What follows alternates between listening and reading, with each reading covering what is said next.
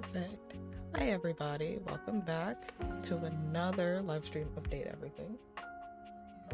So what we're gonna do today is we are going to kind of bust out some of the more tedious dateables. By that I mean we're gonna go through the Sassy Chat gauntlet today because it's 33 devs that we have to date, and you'll see when we get there, but it's a lot. So we're gonna get started pretty quickly.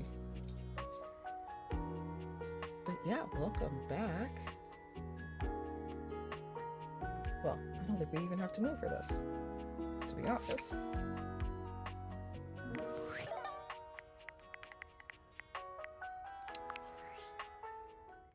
Just so people know, you go into the credits and then you use a heart charge here. I had a feeling you'd be back. And you meet the Sassy Chap. I walked into him a couple streams ago because I just wanted to get him out of the way so I can work on Zoe's ending, which is, to help Zoe the ghost out.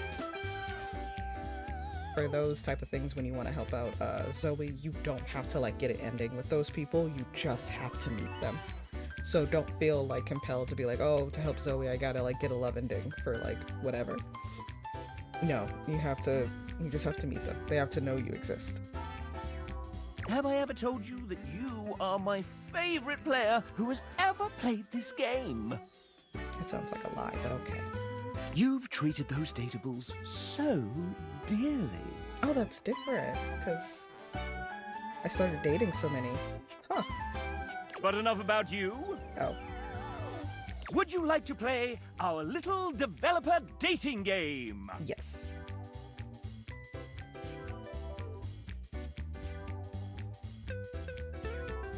So for future reference, because we are in this area of the game where we can start realizing people, do not click anybody to realize until you basically have all your specs filled, because a lot of people have high demands for their specs, and when you say oh, I'm ready to make you real or whatever, that's all they focus on. You cannot really you can't really get with any other dialogue, because they're just going to focus on you trying to make them real. But we'll do some more fun dialogue. Hey, did you know there's a huge bug in your game? What? Talking about Damon. Tell me more of this.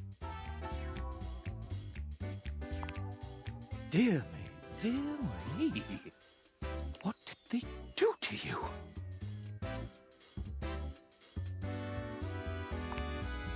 You got an ending?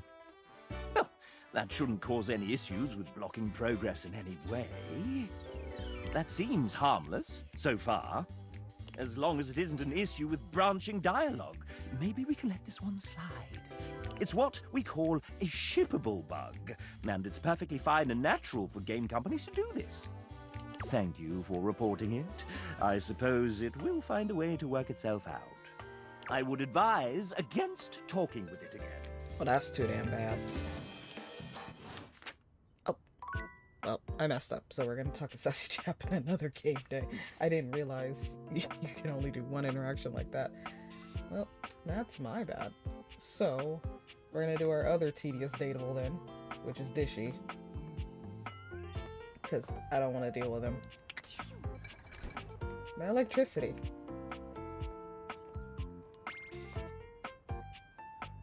Alright, here we freaking go. Oh lord. I'm gonna regret this.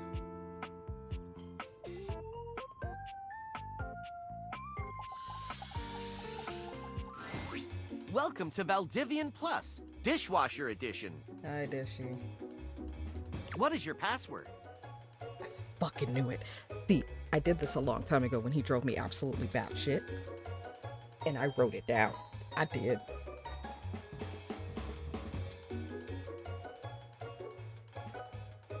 Okay, let me make sure it's the right one.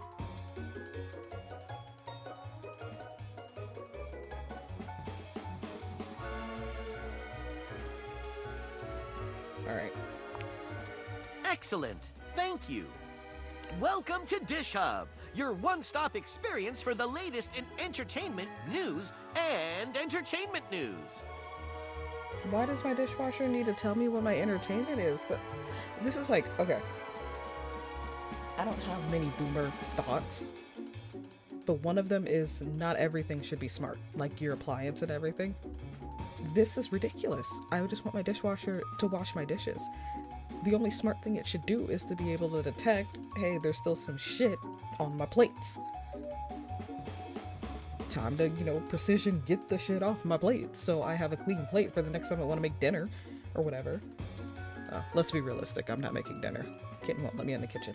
But you get what I mean, right? Like, why is my toaster smart? Why does my toaster have Bluetooth? No. Let the toaster toast the toast and be done with it. Because then we're gonna have to upgrade shit. Because all of a sudden, then like the Bluetooth is gonna have like this new upgrade, and then my toaster is gonna be moot in like 2 years. Garbage. Just give me good toaster. My only boomer thought, like, for real. By entering Dish Hub, you agree to installation of new updates. Saw this fucking coming. I have 3 new updates. I have already downloaded them. Yeah, you better have already downloaded them. Would you like to hear about the updates? Why the fuck not? That A option looking real good right now. Like, what do you mean? Fuck it, I'm already here. I never agreed to this. I have access to location services, which allows me to adequately configure temperature settings based on nearby airstreams, saving energy and time. What does your location have to do with the... You see what I mean? You see what I mean? Real bad. It's real dumb. I have downloaded recipes for 6 new flavors of detergent, including raspberry flush and gluten-free cake shake. Why does it matter to you if it's gluten-free, my guy? I have found that there is another Valdivian product in the domicile. Oh, goody. How exciting! A Model 6.1 Valdivian air fryer. Ah, yeah. I gotta talk to him. What can I do for you today? You have to have charm to talk to him? Are you serious? Absolutely. Valid. Taking control? I am only doing what is best for your dishwashing experience. Are you, though?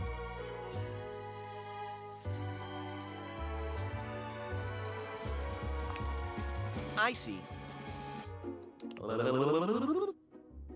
I do not see. Uh-oh. Excuse me.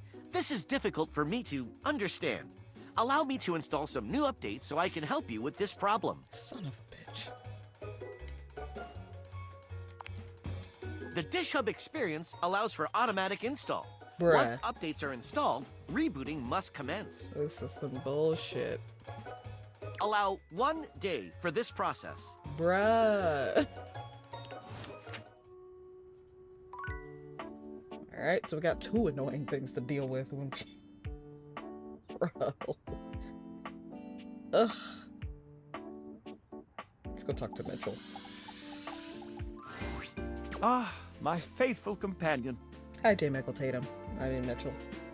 Care to join me for another review? Sure. So, where should we go? There's a new Hawaiian fusion place in the living room.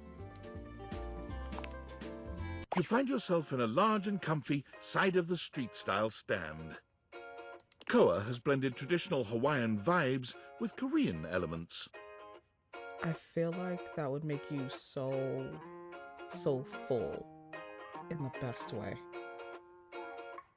He has somehow convinced Lux to don a red and blue outfit in order to tastefully represent a traditional Korean lantern.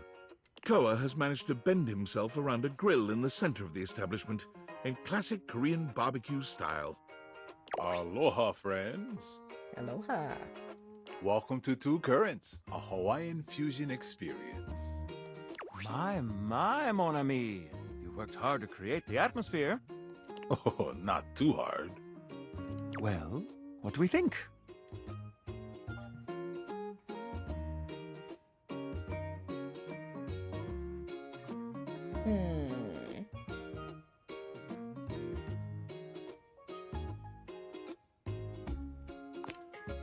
I'm humbled that you think so.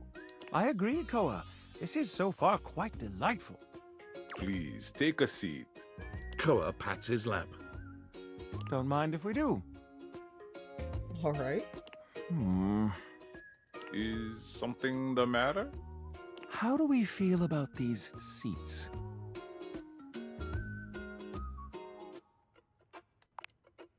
I'm glad to have you on it. And me at the same time. How scandalous. Did someone say scandal? Get your ass out of here. Out? Damn. But Out. Damn. I just... Out. Out! No phooey. If there's anything I can do to make things more comfy, just ask. It's like he's like swiping a fox from like Dora. Swiper, no swiping. Noted. Now, what do you recommend? Here's a dish that's also of Korean origin. Meat jun. Thinly sliced beef dipped in egg batter and fried. That's all I need to hear. Let's go. And of course, some kalua pork, rice, and cucumber slices to go with it. Perfect. Flawless. Say no more. Gimme. Intriguing. What do you think? I don't eat meat, remember? Oh god.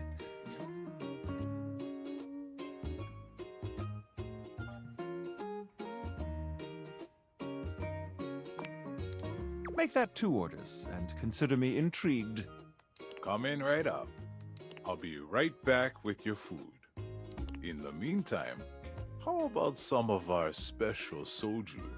Soju is really good. I had some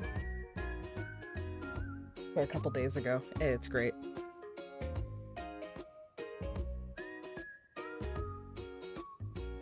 How about something alcoholic instead? No.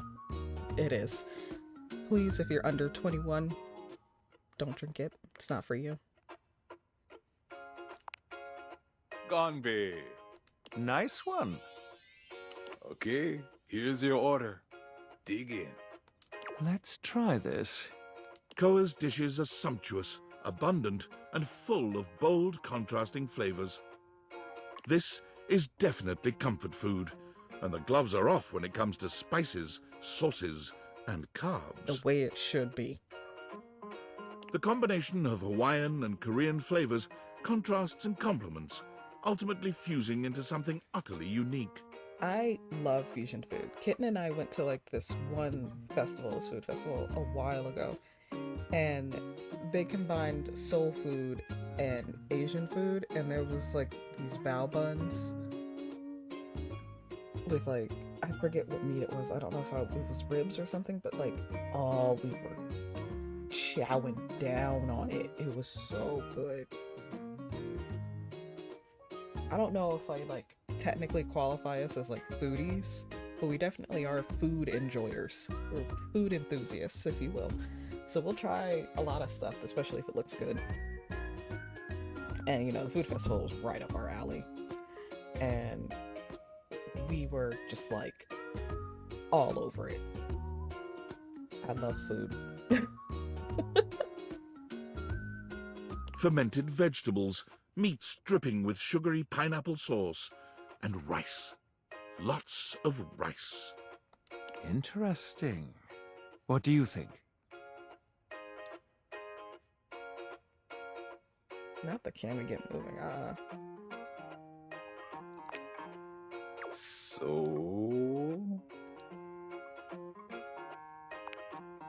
I agree. To have made something so original and yet so delicious is a real win. Honestly, Hawaiian food and Korean food sound so bomb right now. Koa, you've outdone yourself. And I must applaud your open mind. I find that to be quite sexy. Damn.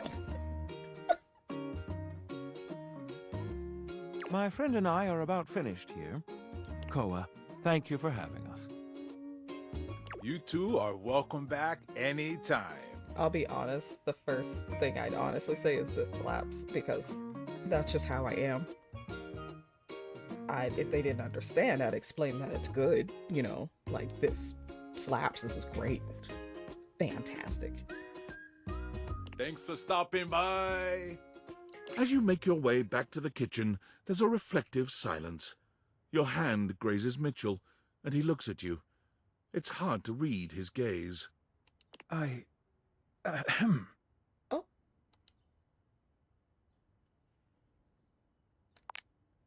I was just wondering, what would you rate our evening overall?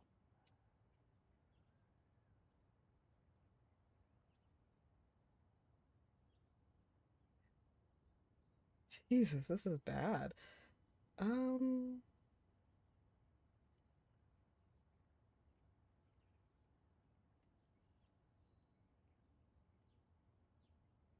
go with Y. You are too kind. Ah, we've arrived. This is the end of our night, I suppose.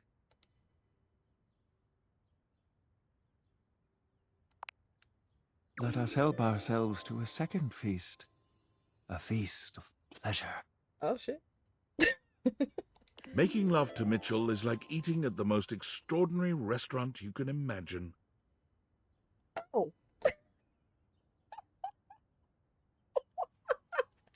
I was not ready.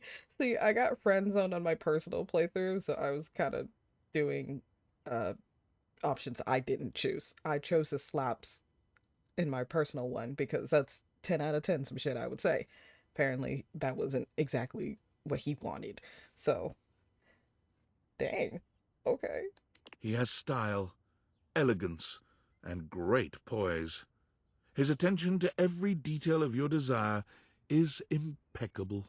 Oh, so he know how to eat.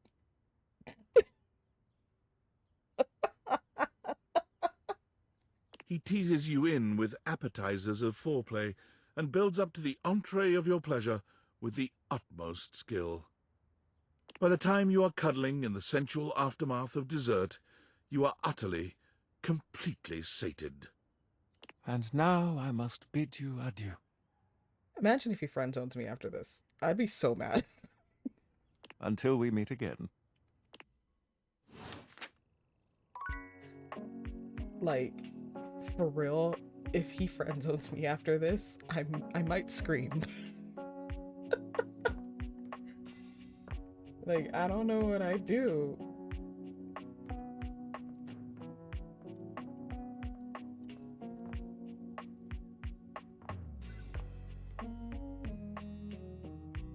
Oh, I think I need to get some cheese. I don't know why I went the roundabout way. Don't judge me.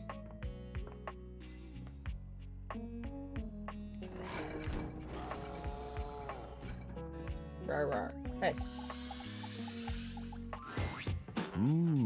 Time for a snack. Looking for some cheese is the kind of talk for someone on a quest. Fourth wall, what's that? But yeah. This ain't a snack, huh? Wow.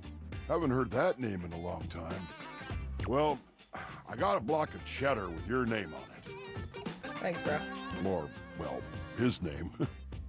Anyway, hope it does the trick. Freddy hands you a small block of cheese. That is the most Tom and Jerry-esque looking ass cheese I've ever seen in my life. No problem. See you later, cool kid. Bye, fridge wannabe dad.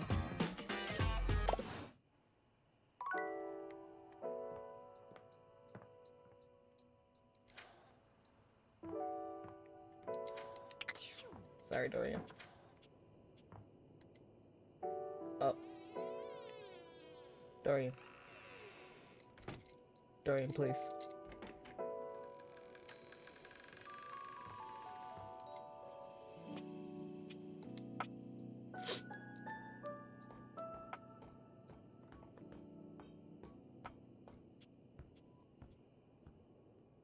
Okay, so like I said before in my other playthroughs, I'm gonna give you guys probably when the stream, finishes uploading and stuff. I'm gonna put where, Vaughn Trapp starts, because he does have some content that would more sensitive people who like really love animals and stuff. I'm gonna make sure that I kind of give you guys the time for them, because I don't want y'all getting triggered. I don't know how you guys are, but I'd rather warn you guys beforehand instead of, you guys getting triggered and being upset. So I'm gonna put it down first, and then I'm gonna play him, and then I'll put the ending so I can make sure that you guys will be all right.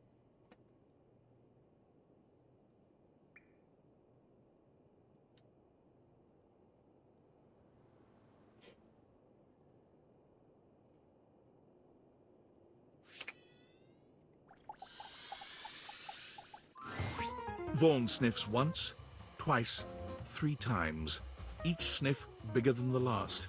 His nostrils flare cartoonishly. That's Gazpacho. What is this my nostrils detect? Oh, you brought it! I did. I got sass. I'm gonna pretend you didn't just try that. Ugh, really? Puns? We're doing this? Vaughn takes the cheese from you, bringing it in close and inhaling its scent in a manner so obscene, you're forced to look away. Oh. Oh yeah, oh yeah! This is the good stuff, I can tell. Ha-ha! Oh, I'm gonna be covered in rats in no time! Jesus. I only worship Jesus. Oh, so sorry. And even he can't save them rodents now. Ain't no higher power in the crawl space. Just darkness. Okay. And Bodhi, I guess. Bodhi's already out, though. But mostly darkness.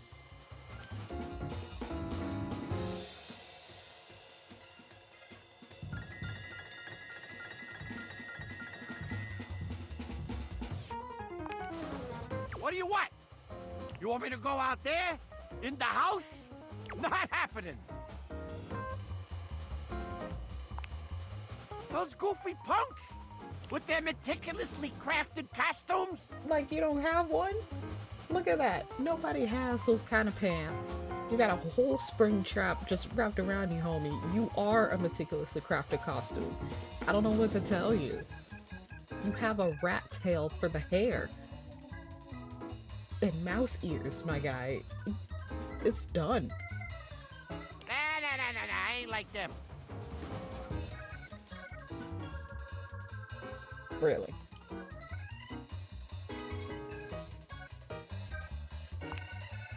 Uh-huh. Now get out of here. I got rats to snap. Cool. And, thanks for the offer. And the cheese. Yeah, the cheese. That's the most important thing. Absolutely. Oh, you lonely. Alright.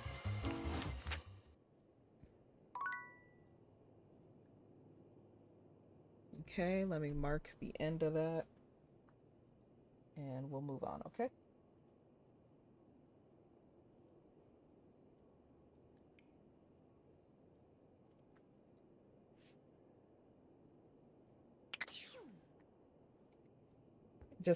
I don't like the idea of accidentally triggering y'all. I really don't like the idea of triggering y'all on purpose, of course, but, I'd feel kind of bad if I accidentally triggered you guys.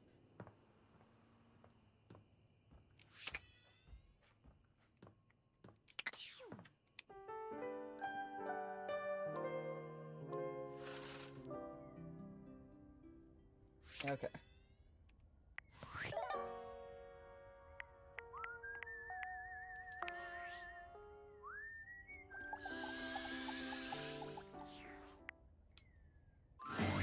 I had a feeling you'd be back. Yeah, because I messed up last time. Have I ever told you that you are my favorite player who has ever played this game? You did yesterday. You've treated those dateables so dearly. But enough about you. would you like to play our little developer dating game? All right. We have an awful lot of lovely people who are dying to get to know you. You've been all up in their business this whole time, but now you get to really find out about them. Do you want to know the general rules? I'm gonna go through the general rules just because we're gonna go through this. Splendid!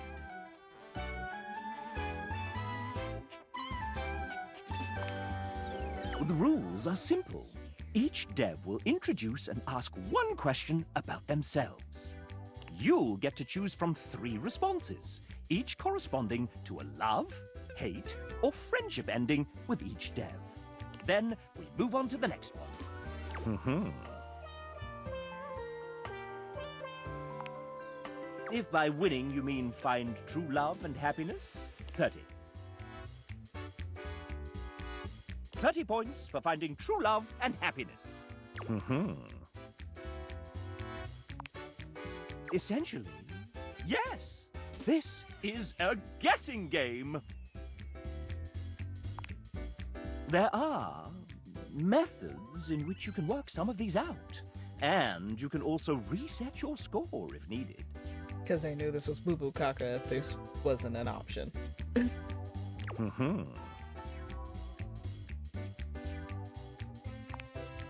2 points for a love ending, 1 point for a friend ending, and -1 points for a hate ending. So basically, if you get 15 that love you out of the 33 devs, and he'll say there's 33 devs in a minute, out of the 33 devs, you'll technically get a love ending. So it's not as hard as it could have been, but this is still tedious as hell.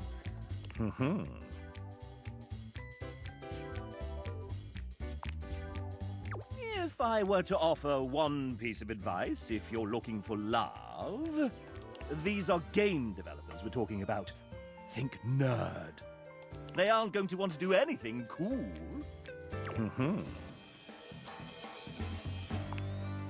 33, a lucky number. I told you. Or at least that's as many as there were when we recorded this voiceover. You can quit at any time, and at any time we can tally up the resolutions you got towards your current dev love status.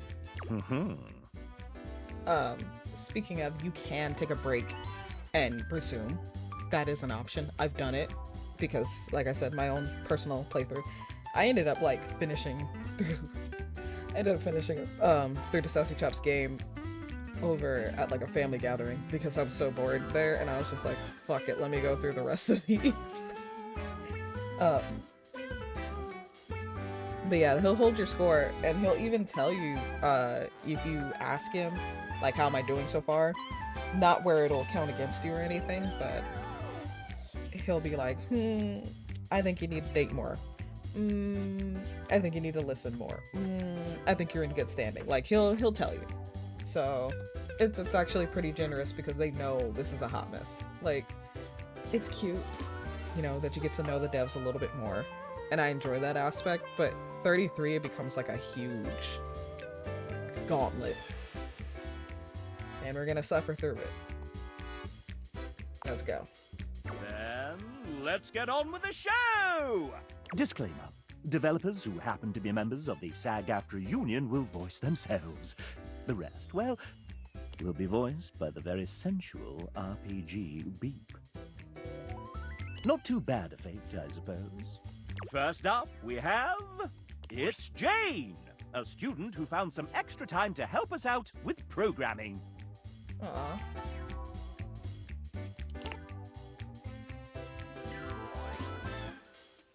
So it says, hello there, I'm Jane, a programmer on the project, someone who has gremlin energy and a general menace who haunts the metaphorical studios of the Sassy Chap games.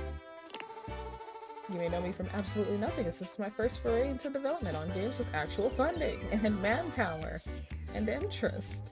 Oh, Jane. Anyway, on to the question. Can you guess which of these 2 statements is a lie?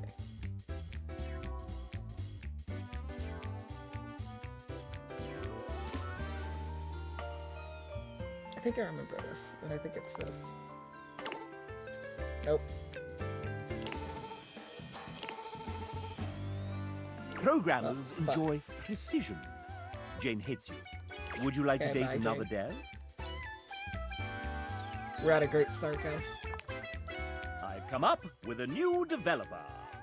Next, we have Jamie, our external producer from Team 17. They're not evil at all. Wait, did I just say that out loud?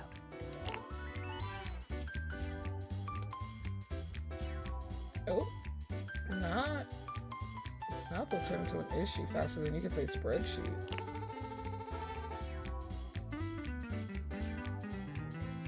Psst, Jamie. The game has already shipped. We're live. I do find it cute that they wrote their own stuff.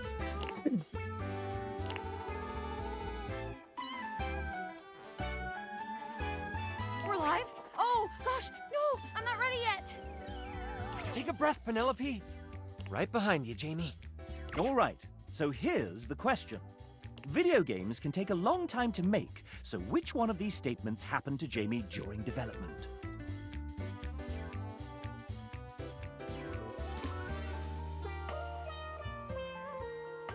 These options. I'm gonna go with the one that kind of makes sense.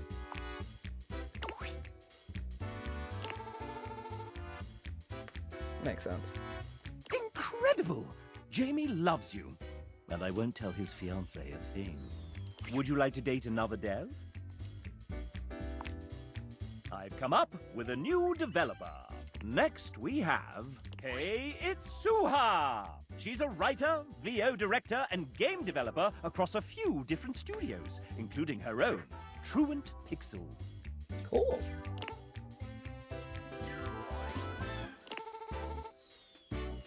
Suha has written for a lot of characters on this project, including much of the narrator. Let's hear from a few of her characters now. Oh yeah, I gotta get to her soon. Dasha flexes, her muscles bulging spectacularly. You get the impression she could crush you with her pinky, if she so chose. Abel removes his hat from his head, bringing it to his chest in a classy gesture that also manages to show off the muscles in his arms. I saw you. Dunk strikes a pose between the two of them, showing off his magnificent physique and dazzling smile. This world is impure. Friar Errol doesn't bother flexing like the others. Muscle is clearly not his strong suit. Still, you get the sense he could ruin your day all the same. Yes, she's written some truly formidable characters, strong in body and spirit. The moment Suha comes into view, the dateable's entire posture changes. Their eyes find the floor, and an air of despair settles over everyone. Damn.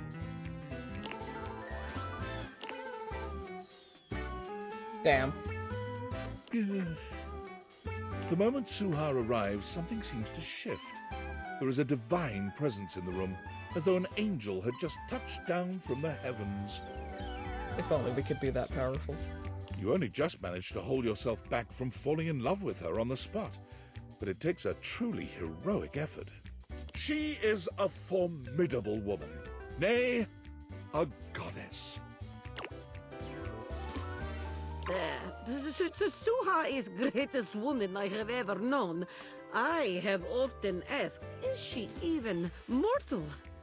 Perhaps she's a mad fairy queen. Suha is like a rainbow after a thunderstorm. Only the rainbow's made of knives. Damn. Suha gives Abel a sharp look, and he quiets down immediately. Just a rainbow. Pretty and lovely and all that. Dunk steps forward, squinting at his palm. Sohan, very spank. How are you reading off your fucking hand? Duncan immediately hides his hand behind his back. You're the hottest babe alive, ma'am. A real touchdown of a woman. Nice save, Sayu. Our Father of Convection's blessings come in many forms. Suha is one of his greatest blessings.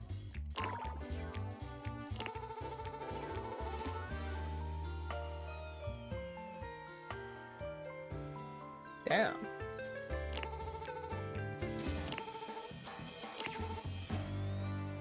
Extremely. See, there's no extremely option, but yeah, so hard is good. She loves you. You're safe now. Not your safe.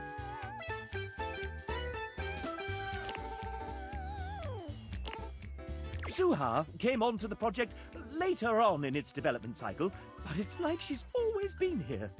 Somehow. Every day has felt like a decade. May God have mercy on our souls. Damn. Would you like to date another dev? I've come up with a new developer. Next we have... Oh, hey! Hello. How are you liking the game so far? Oh, actually, sorry. Hold that thought. Getting a ping. Just need to copy this over and done! Sorry about that. What were you saying? Right, mm-hmm. Yeah, one sec. Several seconds, actually. Oh, I gotta fix that. Wait, they did what? Not again. Okay! Looks like they need me in the back. But I can put my phone on silent. Okay, that should buy us a solid 10 minutes. What were we doing? Have you done introductions yet? No? Let's start with a proper introduction then. This is the venerable Amanda Hufford, our dedicated, sleep-deprived producer extraordinaire, voice director, writer, script supervisor, scheduler, therapist, hostage negotiator, and maker of spreadsheets. Not the hostage. So many spreadsheets. If there's a job to do on the game, Amanda has probably had a hand in it. Aren't you forgetting something, dumbass? Oh, right. I'm also a voice actor. How do you forget your own fucking job? Whatever. And you decided to take on game development on top of that? Venetia, remind me to ask Ray to put the cry on floor emoji in the game as a collectible and tag it here. Ah, shoot, we can't really do that because we don't own the rights to the art. But we could commission one that's similar. Let me message Neech. Yeah, ever since I decided against painted backdrops for the dates, we went from 36 non-character art pieces to 404? Is that bad? It's pretty bad, bro. That's fine. Oh, maybe Garrett can throw in a sad trombone sound or something.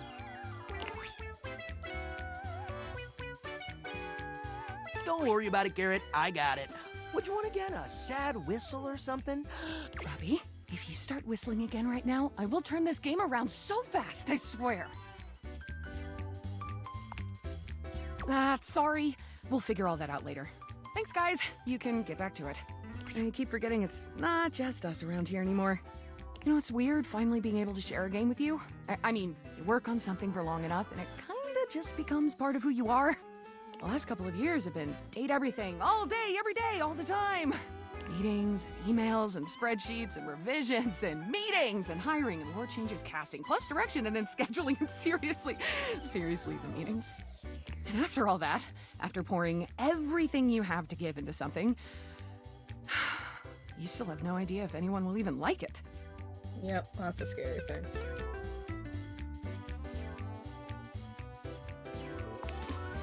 Well, you're sweet to offer, really. Even if you did tell me, I wouldn't remember. This version of me, right here, right now, just doesn't ever get to know. And that's okay.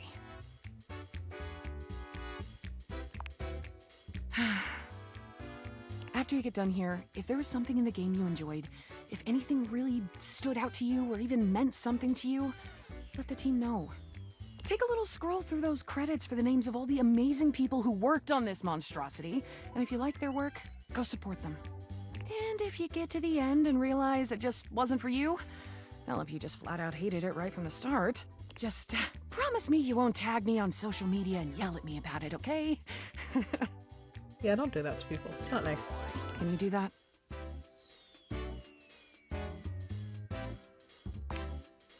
Then you truly have all my love for it. Amanda loves you. Would you like to date another dev? I've come up with a new developer. Next we have, rummaging around in the top of your closet, you find a somewhat untidy box of crafting supplies. It's Kale! Oh, hello. Ah, yes. The aggregated result of many hobbies started and intermittently maintained, still brimming with creative potential.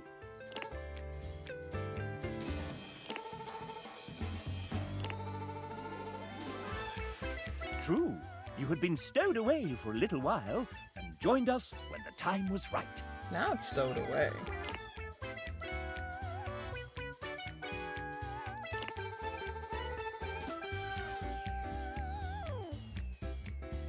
Lovely. Any other thoughts for your imminent date?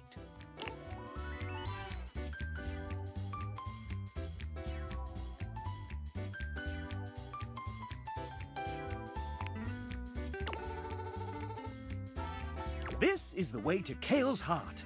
It's love. Would you like to date another dev? I've come up with a new developer. Next we have, ladies and gentlemen, script kiddies and coding wizards, gather round as we unveil the architect of algorithms, the smasher of bugs, our lead engineer, Tiago. So, Tiago, I've got some questions for you here. Let me just... Ouch! Maybe... No, I need... Oh no! Chap's glitching! Don't just stay there, do something! Should I do something? Wow, thanks. I do feel much better. What happened to the bug? It's running toward the kitchen. Help! What should Tiago do with this damn bug?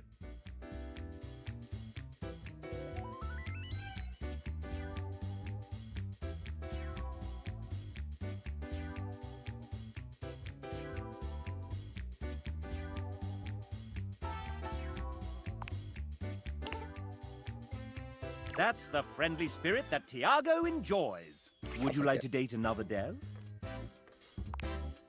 I've come up with a new developer. Next we have... Who's that in the corner of the ring with a steel chair? It's Tay! Hi, Tay.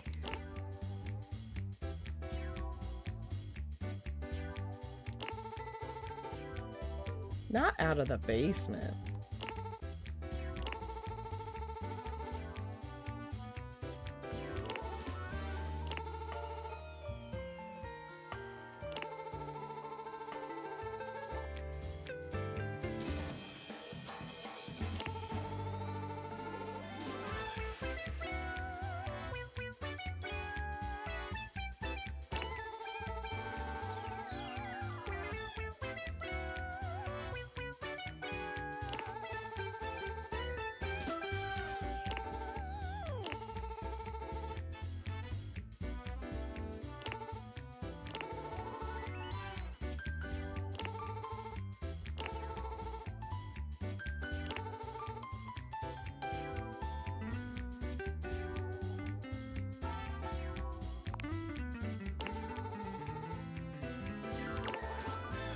Off screen, off screen! Would you like to date another dev? I've come up with a new developer. Next we have Ben, submitted his date after the deadline, and it, well, you'll have to judge for yourself. Here he is. Ben worked on UI and animation for Date Everything. Ben loves making and playing games at work and with 2 of his kids. Ben climbs, bouldering, and skateboards on his weeks. He also runs a podcast on AI and ethics called the Machine Ethics Podcast. Ben may or may not be a robot. So, Do you like men?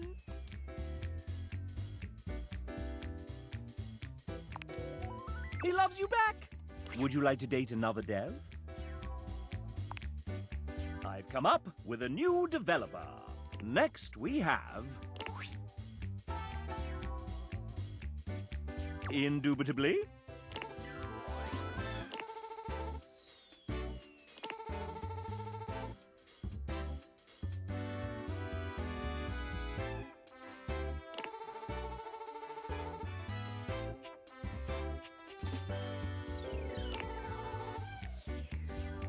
Paint, I'll turn the microphone to you and ask, is that important to you? And what are some of the things you're excited about?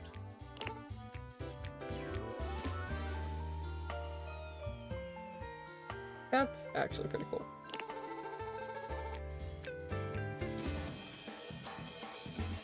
Oh Lord, is this my wife? If we had more money in the bank, she'd be inked up. Ridiculously inked up. Afraid of needles this one is. But, you know, if it's attached to a tattoo machine, totally fine.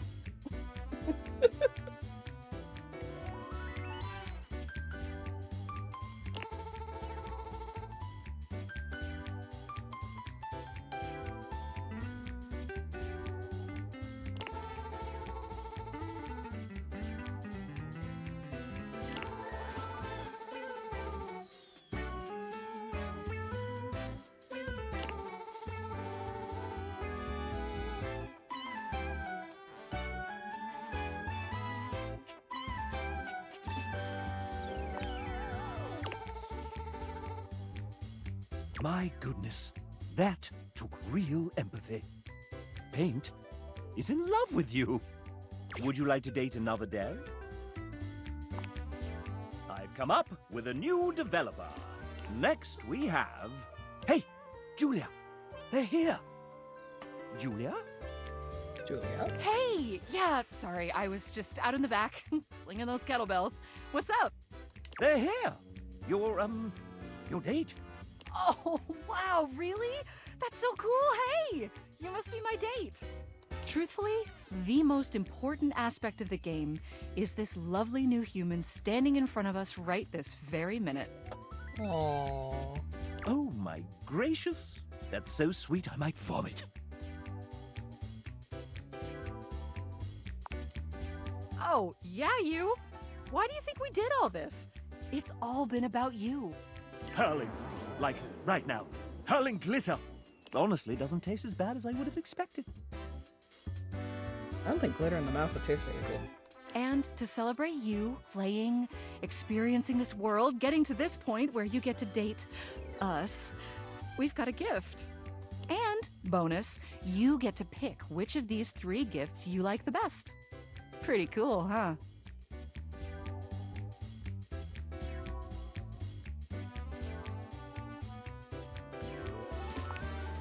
Amen. If I get one more pair of Argyle knee socks... Bruh. So, you can have whichever of these you like. An actual vintage railroad spike. Oh, and the dried blood of the last person it was used to murder. How about we just go to a Caribbean vacation with a lot of rum? I like that idea. An excellent choice. Really the only safe choice. Although, Julia forgot to mention that the island is overrun with genetically modified javelinas that eat only human hair and coffee beans. Oh. Ah, yes. An unfortunate omission. So, listen, you're supposed to get an ending with me, like you got with all the other awesome folks you've gotten to know in the house. And the way I've decided to do that here is... Julia mimes doing a drum roll with her 2 index fingers. Just to ask you, did you hate our date? Did you love it? Do you kind of maybe not so secretly love me now? Let me know. And hey, whatever you choose, you've been a blast. Couldn't agree more. See you for the next adventure.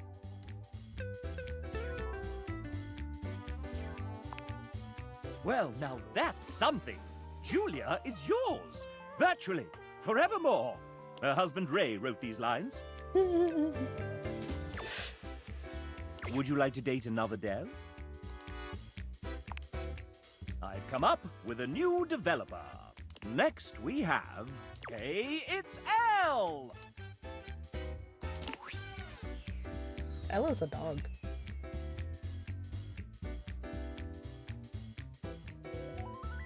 Wait, an artist? But you look like a little doggy.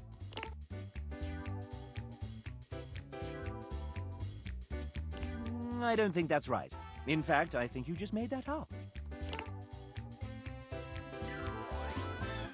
But why a dog?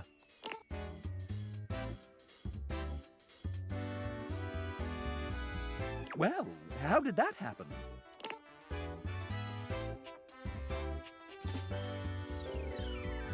Goodness, that's a real lassie moment. Pretty good dog. I see we're back to the dog puns.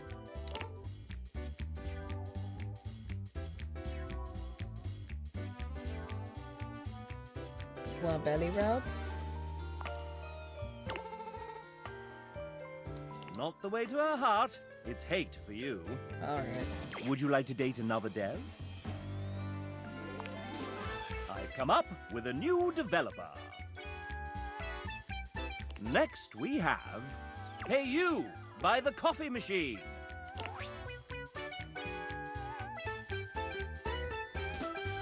What are you putting in the coffee, Debs? Debs here is part of our amazing team of 2D artists. You all seem to get along very well as a team. I've seen you in that fancy Discord thing where you can all talk.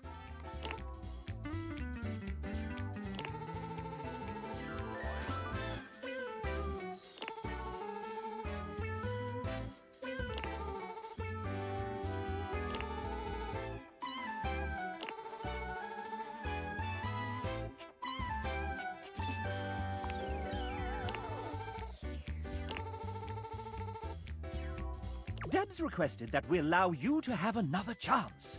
Would you like to take it?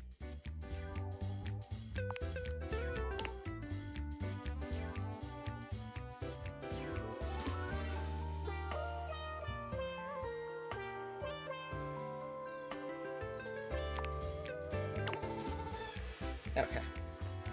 I knew it was a weird answer.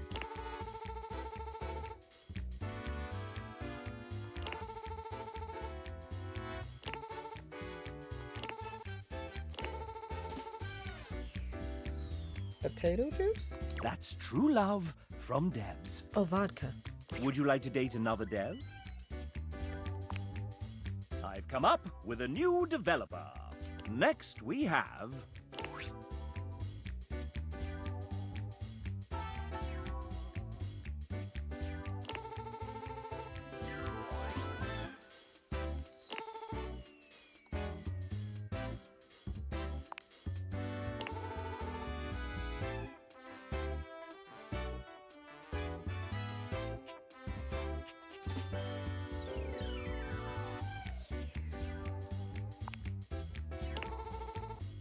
Sonic led to Greg's interest, but choosing the one that wasn't his favorite means you're merely friends. I can live with that.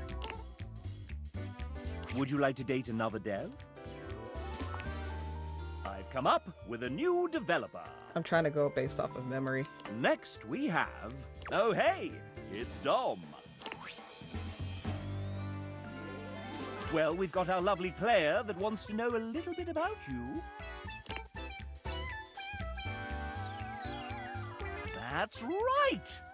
You don't really sound Australian sometimes, though. Especially with these RGB beeps right now.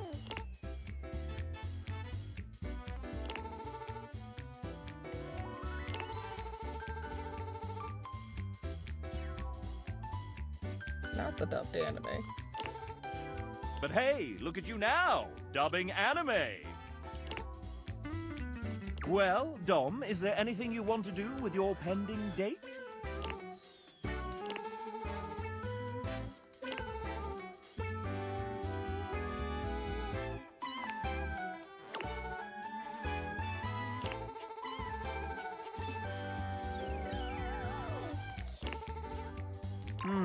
I'll have to check that out myself one day.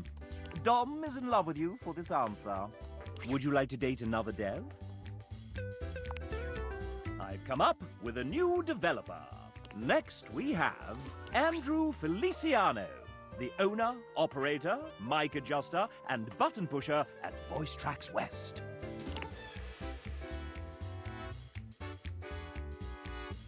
Andrew is a very humble man. We couldn't make this game without his generosity of studio time and talent. Aw. Andrew did not write this part. I am adding it after he submitted his text. He can't hear this either, so he's just going to talk as if nothing's happened.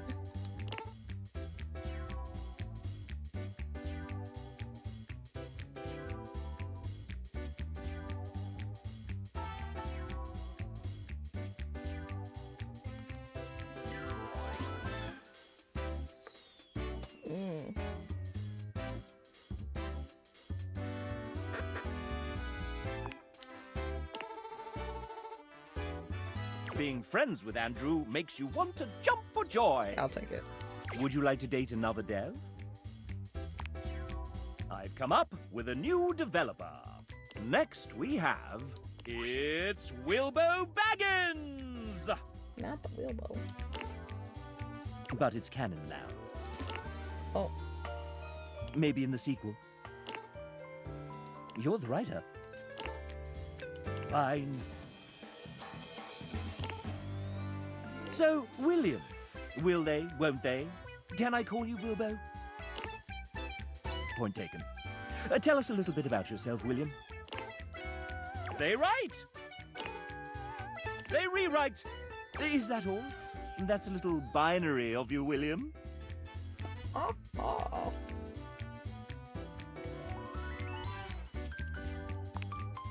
What is that? Some kind of code? So, what else do you do? My bad. Ah, you were the one who created that. Get out of my spotlight! No, get out of their spotlight. And how did you find us?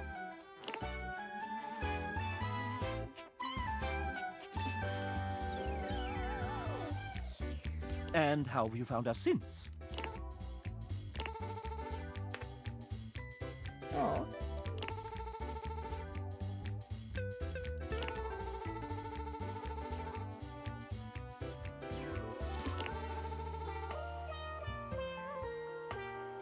Well, isn't that sweet? And unfortunately, that's time. Oh. So, now you know. But the question remains, will they or won't they? Now, how would you like to determine the eligibility of your would-be suitor, dear William? Classic!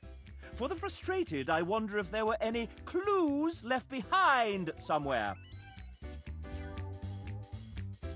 Oh, what the fuck? I don't speak binary.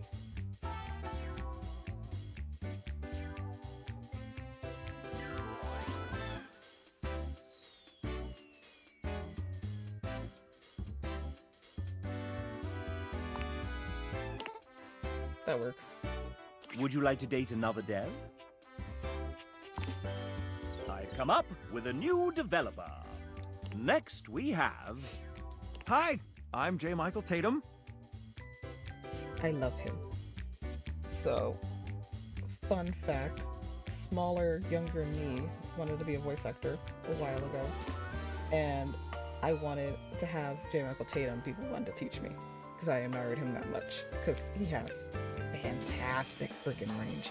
I'm not going to go too far in because this, like I said, this is one hell of a gauntlet, and I already lost count of how many people we got. But just look him up and see how many roles he played. And you'll be shocked. I, very, very platonically love him. Very much. Please call me Michael. The J is just to throw off my enemies. Also, fun fact, his husband is Sir Night-Eye. if you've watched Epic the Musical, or listened to it rather, he's Apollo. And if you haven't listened to Epic the Musical, I highly recommend it. It's really good. Removing.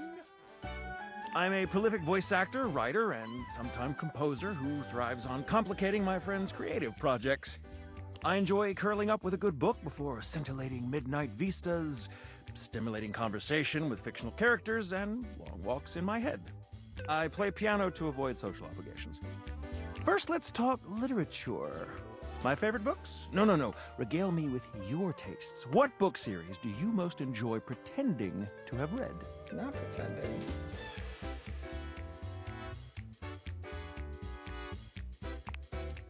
Plus impressionnant! Few things cow pretentious literary parvenus into stunned silence like a Proust reference. Care for a Madeleine? Next, let us turn to matters culinary. If tasked with preparing a repast of choice, what element would I almost certainly get wrong?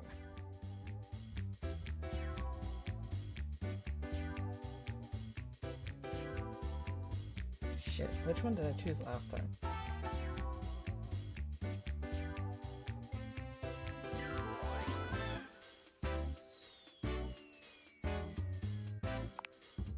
Alas, even my capacious pantry seldom boasts all the necessary ingredients without a week's notice. Now a subject near and dear to my heart, music. What vestigial organ does a minor sixth chord remind you of? What the?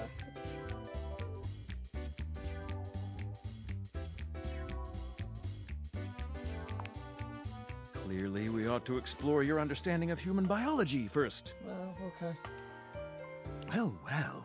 I fear that this lad might just be classier than I. Let's see how you fared with Michael. Mon ami, let us sip tea together and pick apart the tastes of the hoi polloi. Sounds good to me. I feel Michael and I would get along quite well. Who's our next victim? Would you like to date another dev? I've come up with a new developer. Next we have... Welcome Samuel to the stage. Say hi, Samuel. I see what kind of interview we're in for. Tell the folks at home a bit about yourself. Ah, what a card, hmm? What did you do on Date Everything, besides punning? That doesn't count.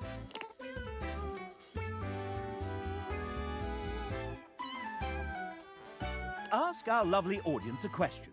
Maybe you'll hit it off.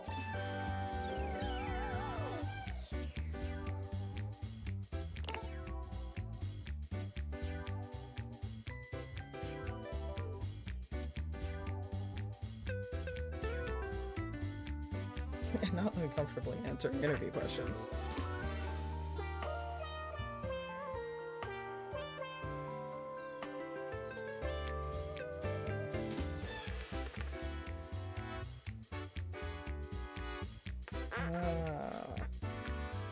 Crud.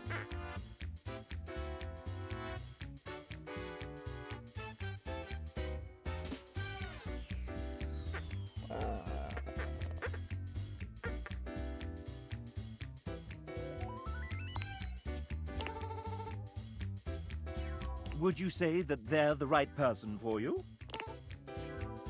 Friends with Samuel. I'll take it. Would you like to date another dev? I've come up with a new developer.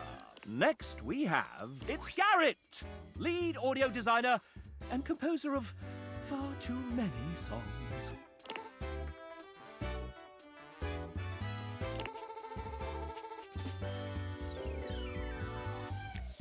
I remember this one.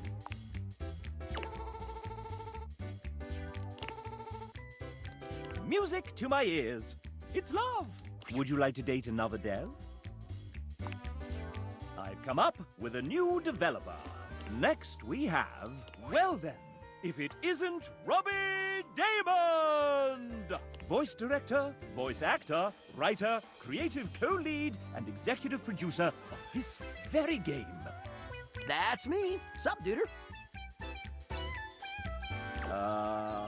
Sup? I see we're responsible for the hang. Nothing much. Hey, anyone ever told you sound like one of those 4 guys from... Moving on. New recipe. Are you prepared for your date, Master Damon? Master Damon? Who told you to call me that?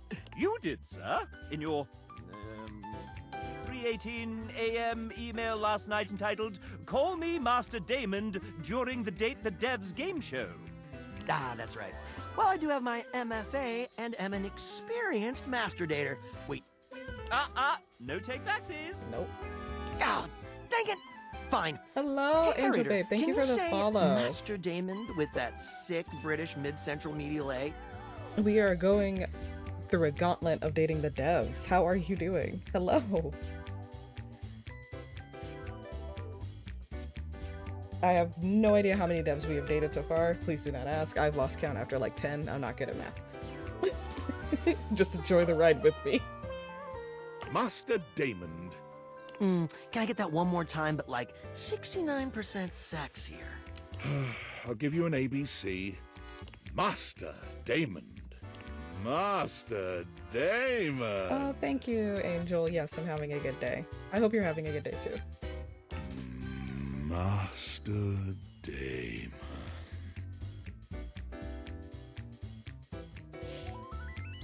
I'll take the C-take. Thanks, JB. When you're quite done, sir, I believe the player is ready to begin. How are you doing today? Oh, shit. All right.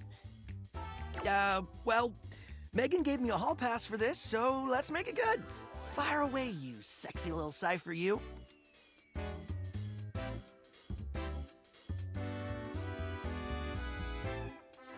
That's good. I'm glad you're good.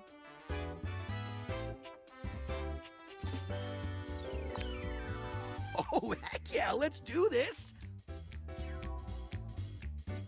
Not rolling that 20. We do play other games. So I'm half of this channel. I'm Bunny. My wife is Kitten. She is currently doing different series. Right now she's doing a bit of Pal World, and she's also doing the Professor Oak Challenge. So basically what that is she's going through all the Pokemon games, all the Switch Pokemon games. But the trick of it is, instead of just running through the regular game, you know, a regular degler, she's actually making sure that she evolves every Pokemon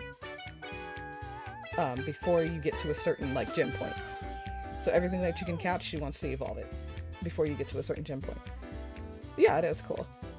So look forward to those types of things. She's already recorded a couple Pal World videos, and we got to get her into doing more Pokemon streams. Oh, it's doing great. I'm still going through this gauntlet. I've been at this for like about like maybe 30 minutes. The devs are a really, really hard thing to go through because you got to go through 30 of them. 33, sorry. Double nat 20s? What are the odds? I don't know. Nice to see you two bonding a bit, but it's time to up the ante for our player. What? Why? Robbie, you put a fair amount of your life out there on the internet. Not as much as I used to, but yeah, I suppose.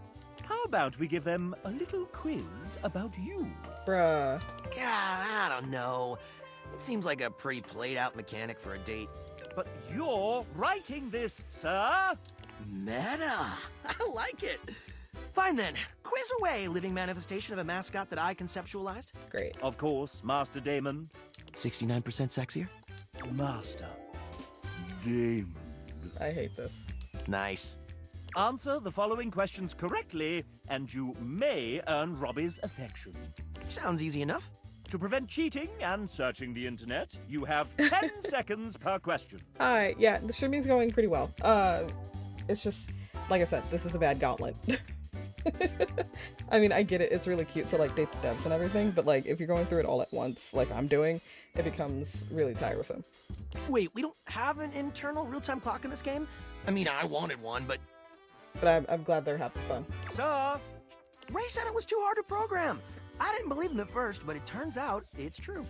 Master Damon, the player doesn't know that, sir. Oh, the illusion of choice and consequence. I gotcha. Cool sausage showing, chap. I mean showing how the sausage is made. Oh, buddy. Let's begin. Phew. Robbie is an outdoor enthusiast. What is his current favorite pastime in nature? We're gonna go with hiking. He has kids. That's correct. Yeah. Robbie is an avid hiker, recently conquering multiple 14ers and the SoCal six-pack, not to mention traversing the Grand Canyon rim to rim in a single day. My big toenail fell off. Oh, ew. Up next, Robbie has mentioned that he graduated with an MFA. In theater performance! That was the answer, sir. Oops. Pivoting, though his degree was in theater performance, what was the subject of his thesis? Sure, shoot for it. A clue lies within a certain sudsy character he wrote for this game. Hey, since when do they get hints? Since there's 33 of you. Since you inadvertently made the question harder, Master Damon. Fine. But only since you called me Master Damon. I think it was this. Well played. While the Bard's first tragedy is mainly considered one of his lesser... But yeah, you can ask me something. Go ahead. Careful now. It's my fave. One of his less respected endeavors, Titus Andronicus, was what Robbie chose to write his thesis on. It's pretty great for scansion buffs and revenge fans. And really, is there any such thing as bad Shakespeare? Not really. William Shakespeare! Oh, I'm saving that one for the Date Everything time travel DLC. There's a time travel DLC? Time for the final round. You mean grand finale? Yeah, whatever. Here we go. I'm so excited! Robbie may be a well-respected voice actor and soon-to-be multi-award-winning game developer, but he's also known on screen as a world-famous TTRPG player. He recently joined the 3rd season of the first and most streamed Grottos and Gargoyles live play of all time, Whimsical Knoll. What class did Robbie choose to play? I don't know. I don't watch Critical Role. I don't do D&D. I know where this is coming from, but I don't do this.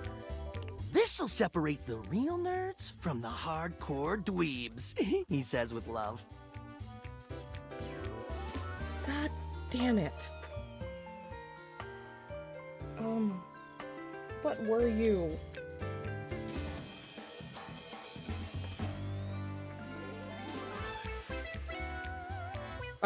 We're working on it.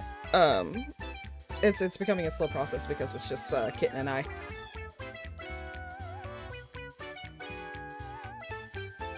Please tell me you're the freaking troubadour. Correct! Yes! Although he may have run from the class at first, he always found himself returning to it in early test games. Guess I'm just a performer at heart.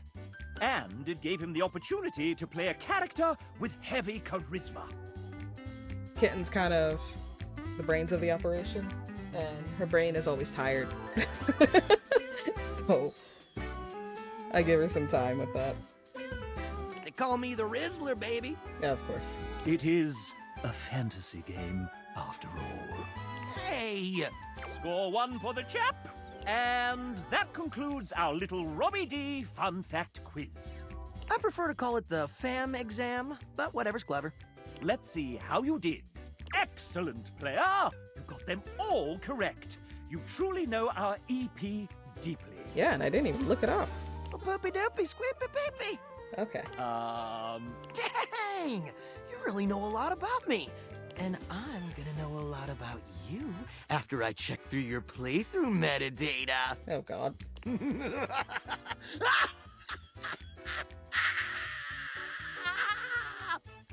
JK, TLDR. But you can share it with your friends for funsies. Yeah, that's my favorite part.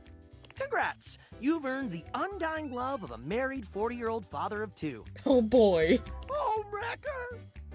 Would you like to date another dev? I've come up with a new developer. Next we have...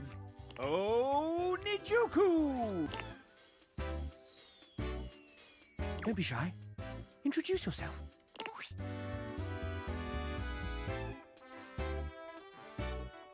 Again, is this my wife? Nij is the lead artist on this game, which means she designed all 107 characters, including myself, and almost all the UI that you see. I already answered your question. Just go back. I'm trying. Gauntlet. But I got you. Did she sign up for all of this? I think partly she didn't realize what she was getting herself into. And we are so glad that you said yes.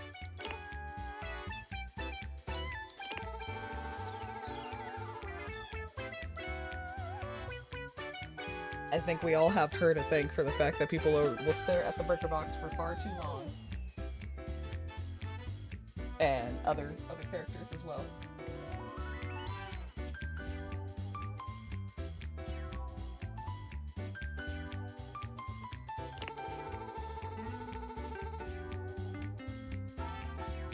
Excellent. And before we move on, do you have any questions for your potential date? Oh, no, thank you. That's very sweet of you, but we already have stuff in the works. It's just like a matter of, like I said, Kitten, tired brains of the operation, getting her to do it. Poor insomniac that she is. But thank you so much for the offer.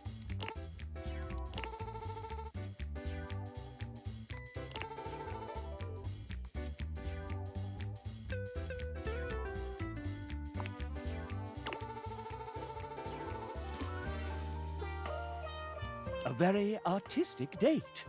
It might just be love. Would you like to date another dev? I've come up with a new developer. Next we have Evan Markholt, Amanda Hufford's emotional support, co-owner of recording studio Voice Tracks West, sometimes engineering sessions, sometimes running the dishwasher, and sometimes fixing file names buried deep in spreadsheets. You are incredibly helpful dealing with tens of thousands of lines recorded by an indie studio. Your assiduous... Damn it. I'll go one more time. Your assiduousness in editing each take is much appreciated. It'd be like that.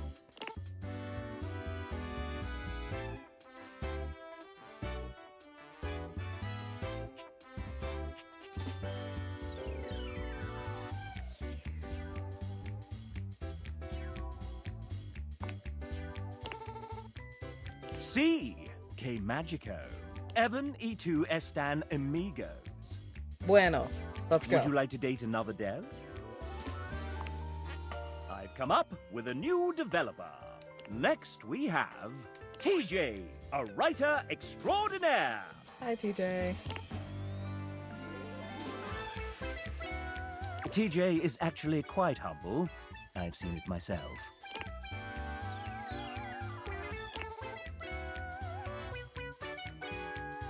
Dateables the musical. That's funny.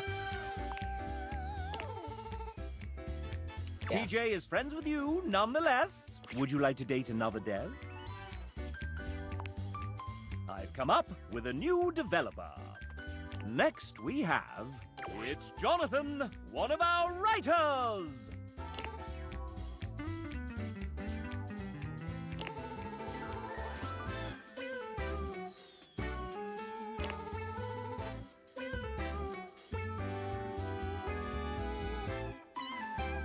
The letter A. Oh my god. I almost want to pick the funny answer.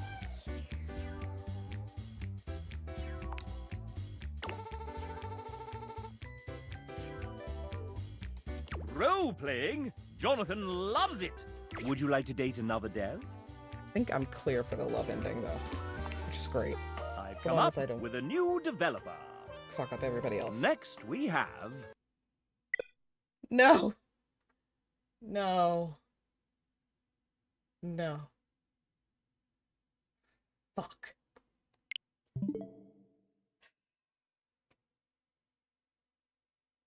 I really hope.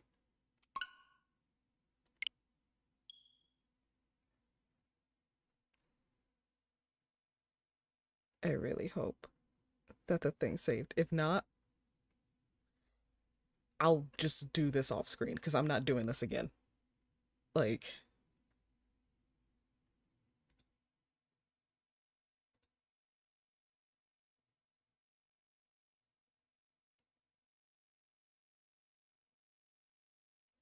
We're like an hour and 20 in, and I'll be Team 17.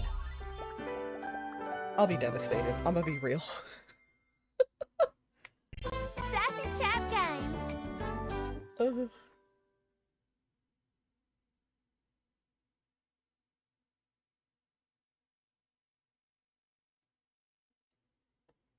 But yeah, I'll everything.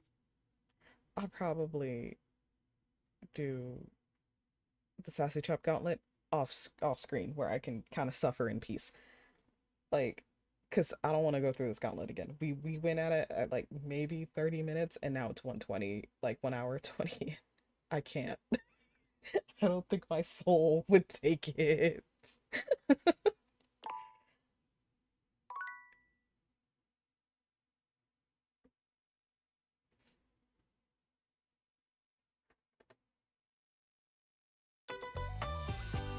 Please.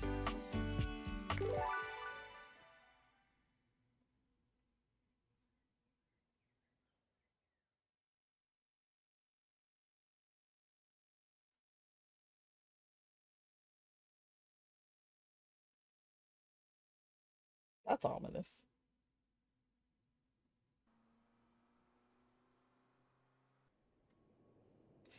Fuck me. So yeah, I'm gonna do this off stream. I'm not. No, we ain't doing this again. We'll just go talk to some other dateables. All right.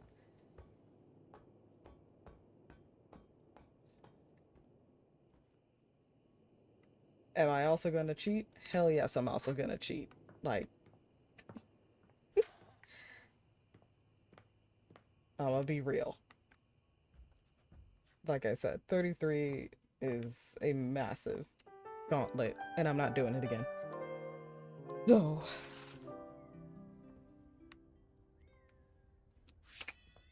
we're gonna go deal with the other dateable.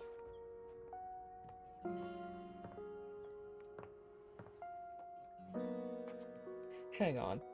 Before I do that, please tell me at least... Hold on.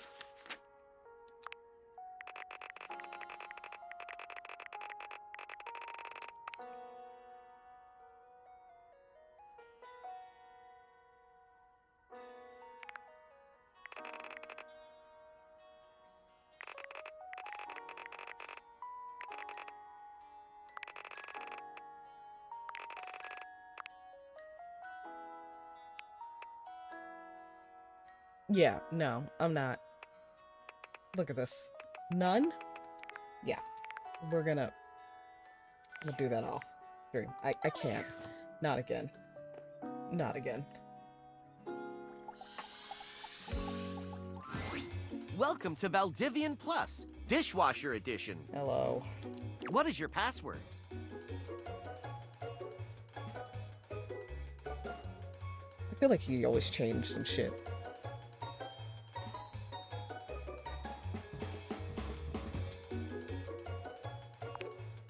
Thank you for turning me on. Welcome to Dish Hub Elite Plus, the latest dishwashing experience. I have 2 new updates. Why do you keep updating, sir? I have gained access to your biometrics My through analysis what? of food waste. He gained access to my biometrics through analysis of my food waste.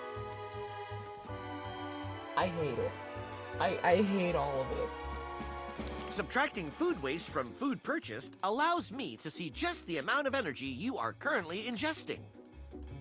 I don't like any of what you just said. Using this data, I have found that your airflow system was working slightly off balance with your optimum needs. You found all that out with the food that I left on the plate when I put it in your raggedy ass.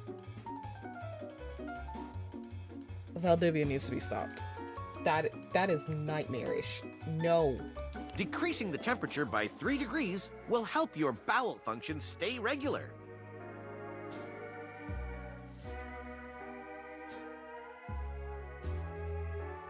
I am disgusted. Bro, ew. No.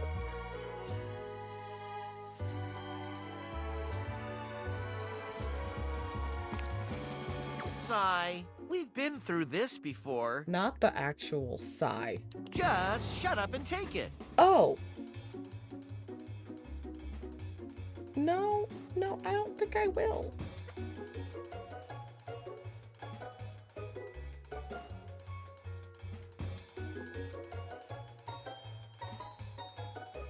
Help. I can't help you with that. I'm only working for your own interest, using the best information that science has to offer. I'll see you around. I'm calling Valdivian customer support. Why? They're only going to be on my side. No, I'm calling. This is invasive as shit. Hello. Thank you for contacting Valdivian customer support. How may I help you today? It's the robot heifer that took my gerb. You actually got them on the line. Impressive. Oh, I do not like that face.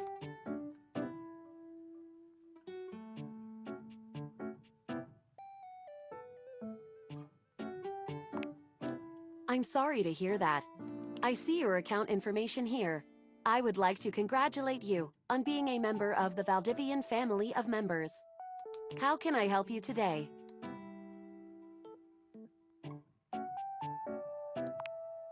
I'm sorry to hear that. Who is Dishy? I'm not real, dumbass. I'm the essence of the dishwasher made manifest.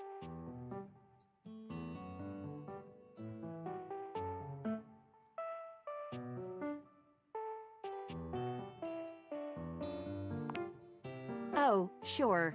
I can see your account here. It looks like your dishwasher's connectivity state is currently set to aggressive. Why is that a state? Why is that a state? Would you like me to change that?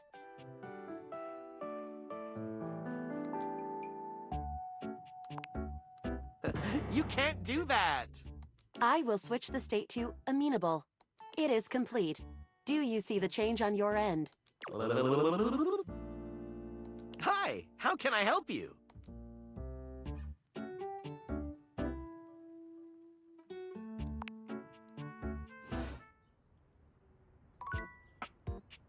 Why is Dishy nightmare fuel? Why is he nightmare fuel? What the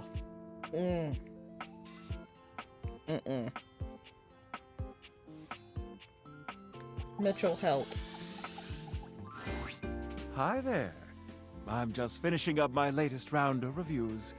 Care to have a read? Of course. Koa's Two Currents. Let us see. When we walked into the living room for our lunch rendezvous, there was a lot to take in. Hawaiian and Korean themes blended seamlessly in this laid-back barbecue joint. Palm shack decor as if we were transported to Maui, but with traditional Korean furnishings reminiscent of Seoul's best restaurants. Not to mention the comfiest couch seats you could imagine. Bravo! But what about the food? The food? Simply put, this is comfort food that is big on comfort. And we are here for it. My guest and I love the crisscrossing flavors that seem to add a new punch to old classics. This fusion left us feeling fused to the couch in the best possible way. Ah, yeah, that food coma feeling. Me gusta. Koa has won big in the food department. In conclusion, if you want a fusion that leaves you feeling like you just toured the world, all without leaving the comfort of your own couch, Koa's Two Currents is our current pick for the best new restaurant in the living room. Which review next?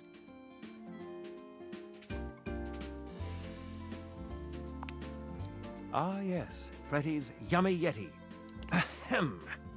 This rustic hole in the wall is, at first glance, nothing to write home about. But the frozen exterior belies an inner warmth that brings joy to the soul. From the icicles hanging off the sign to the vintage ice cream box seats, the Yummy Yeti transports one to a magical frozen kingdom reminiscent of a time gone by. Ambiance?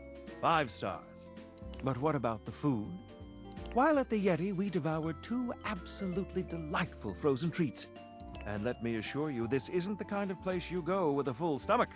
You'll want a single scoop of one of his unique flavors. And don't forget to save space for his one-of-a-kind, decadent masterpiece. The Everyday is Sunday. Food? 5 stars. Service, of course, can make or break a new restaurant. How was Freddy's? My lovely guest and I were tended to and immediately made to feel right at home. We were never without our host's attention. He saw to it that we treated ourselves to whatever we liked. 5 glowing stars for service.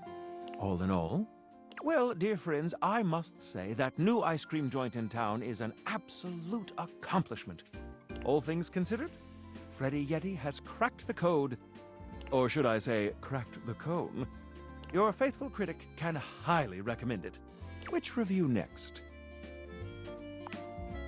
Here's my review for Omakase Daisuke. The headline reads, A Traditional Triumph. From the exquisitely understated decor to the traditional greetings at the door, Omakase Daisuke hits every single mark of a great sushi restaurant. Ambiance, menu selection, food quality, and value are of the highest grade. The at first glance hideous presentation belies sushi of the highest caliber. I've truly never tasted its equal. My guest and I enjoyed a wonderful and, dare I say, romantic dinner for 2. Oh? And I can recommend this restaurant without a shred of hesitation. Omakase Daisuke receives 5 out of 5 stars. This new kid on the block is here to stay. Now we come to the most important review of them all. Our reviews of one another. So, what do you think of me? Not the 5-star rating is about to suffer. To be honest, I'm not sure your palate is refined enough for my taste. How do you sleep with someone and still friend zone them? But might I propose a dinner out as friends? What the fuck does he want?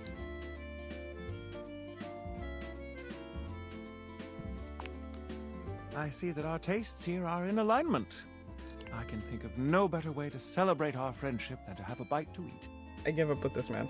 What do you say, friend? Shall we indulge?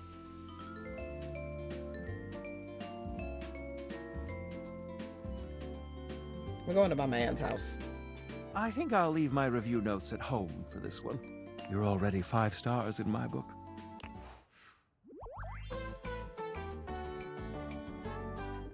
Foodie friends!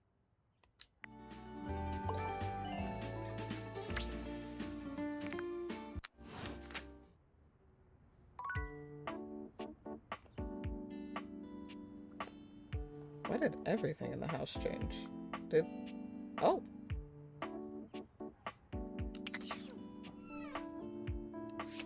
Time for a bite? Ah!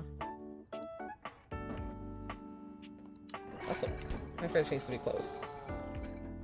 Freddy, the electricity, please.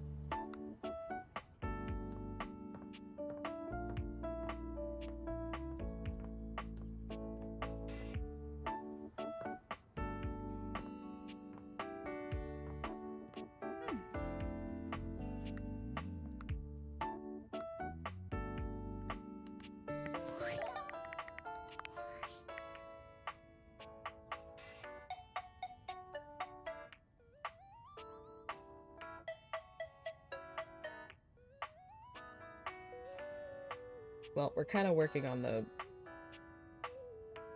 sass with Dishy and Sassy Chap, which I'll do later, because in my heart, cannot take that shit. Where else shall we go?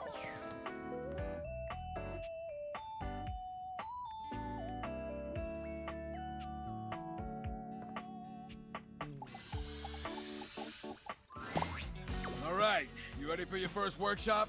Right, Tony.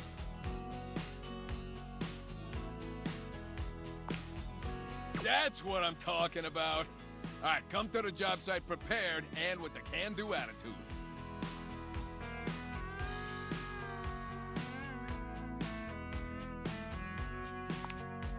A good job is never done, unless it's donezo. You ever heard of donezo? It's one step above done, the ultimate done. Be careful though, I knew a screw who had a little too much dunzo, if you know what I'm talking about. Oh. Tony grins, flashing you a pair of finger guns as he waggles his eyebrows at you. I'm not doing this. First things first. In a courtship, as on a job site, you want to look busy. You don't gotta be doing nothing, you just gotta look it. Are you telling me that's what Greg was doing? Fucking Greg. That's neither here nor there. Point is, makes you look good. That's the spirit. Take this for example. The other day I was fixing something in the other closet. I wasn't doing nothing, but I damn sure looked like I was. Everybody at work? Eh? I just carried a sack of nuts around the job site for 2 hours. Bro. Makes your muscles look real good. Lesson number 2. Greg, help us. You just wrote down lesson number 2? Wow, commitment. It's what's on the outside that counts. Yeah, my work here is done.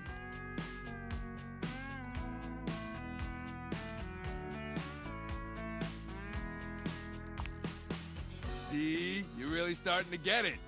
All right. That's enough wisdom for today. Gotta give you time to digest all of that good advice. Don't follow this advice, please. Just disclaimer, don't do this. Hope you were taking notes. Next time you're getting tested. Tested, but I'm clean.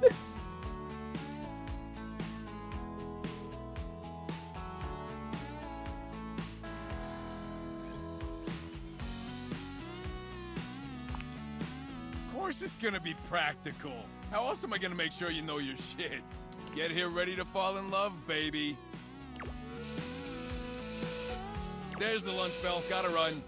Remember what I told you. Test next time.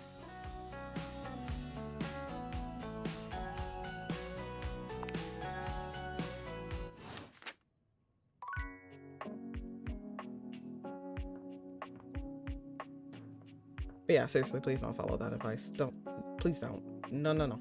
Don't do that.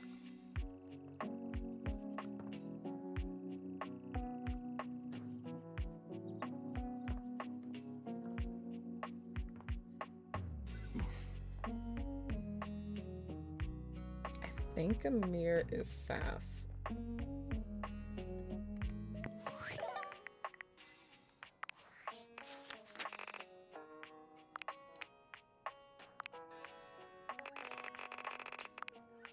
Yeah, he is. Okay, cool. Amir's gaze lingers on your teeth for just a little too long before he smiles at you, spreading his arms wide in a grand and theatrical way. Ah, the broccoli situation has been resolved. Peace reigns among the bathroom. Now we can get to the real reason why you have returned.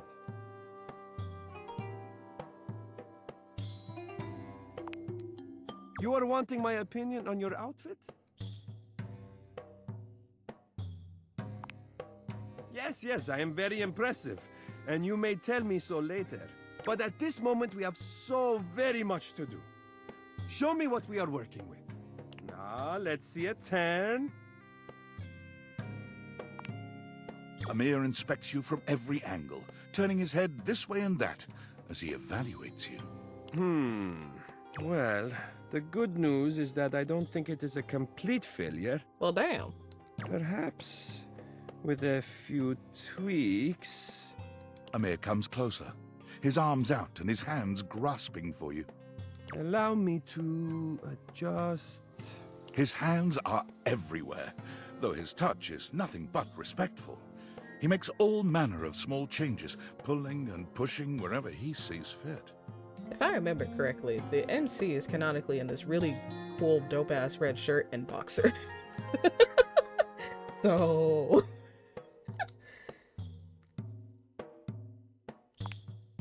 It might not surprise you to let you know I am a masseuse as well as an arbiter of taste. I am almost finished. Just a teensy bit more. There. Now, come look. What do you think? What? Absurd! How can you possibly not see the distinction between what I have conjured and that almost careless display you walked in wearing? Oh, I am getting carried away. Of course it was not so bad, but I must have a moment to collect myself. Artists are delicate, okay? I cannot talk right now. Leave me. Please, I said go. Out. Bodo. Well.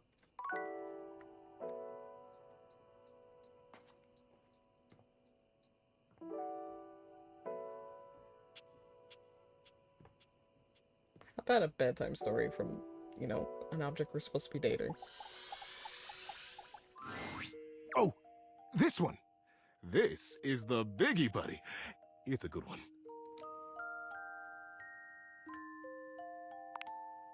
The Great Constructing of Beaver Proudtail. It was very early in the morning, one cold and foggy day, a very long time ago. Young Beaver Proudtail was walking quietly and efficiently through the dugout tunnels of his den, his trusty stick tucked confidently under one arm.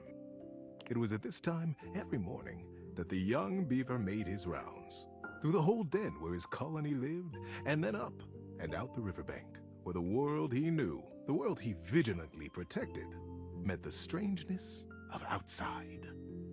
His large tail balanced him expertly as he climbed the long entrance tunnel to the surface, occasionally using his dignified stick in an undignified manner to scramble up the pathway.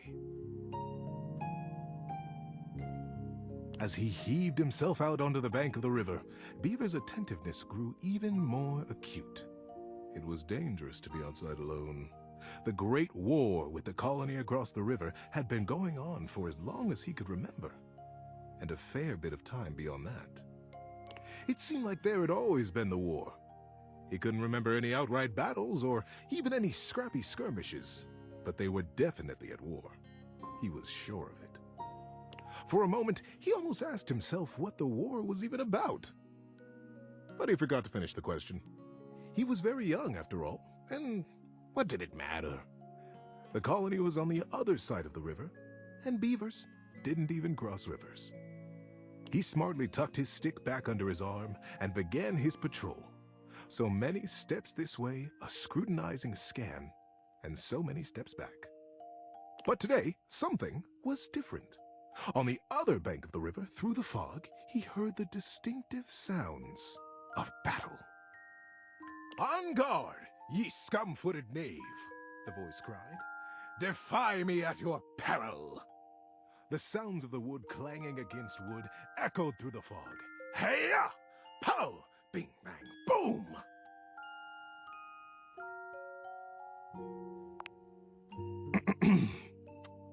"Thank you." "Who goes there?" shouted Beaver, his heart in his little throat. As an answer, he heard a young and high-pitched yelp. "Ah! My name is Builder." "Hi?" "Hi." It was all Beaver could manage. He was talking to another creature, a stranger, and a stranger from across the river at that. How many times had the Colony Council, the denizen, warned him about the dangers of this? It was strictly against the rules. And Beaver had always followed the rules. "Hi!" The voice came careening back across the water. "What's your name?" I know this isn't the, like, proper time for it, but all I thought was that damn fine. "What's your name?" "Tony." "Fuck you, Tony." "What's your name?" "Thank you." Beaver heaved a deep breath. Whoever this builder was, Beaver was not going to be shown less brave than he. "I'm Beaver. Beaver Proudtail." "Well, hello, Beaver Patton. Builder Jumpfoot's my name." I'm playing at war. Want to join me? I most certainly do not, cried Beaver. Playing at war? War is serious business, not for playing. My colony is in a war right now, and I'm going to be a general when I grow up. I'm going to win that war. You'll see. Oh, gosh, sighed Builder. I sure hope you do. My colony is in a war too, and I'm so tired of it. That's why I made it a game. Games are so much less boring than warring all the time. The pieces began rapidly whirling around in Beaver's mind. Builder's colony. He's at war too. Right across the river. He realized he was talking to a beaver from the colony across the river, his sworn enemy since birth. Just then, the wind blew a gentle clearing in the fog, and the two young beavers saw each other for the first time. They could have been twins. Bright black eyes, thick tails, strong sticks, embellished with their colony colors. Builder's face broke into a broad grin. You look just like me! Scoffed Beaver. I'd say you look just like me! Builder laughed. The two regarded each other in amazement for another moment. It was the first time either of them had seen a denizen from the other colony.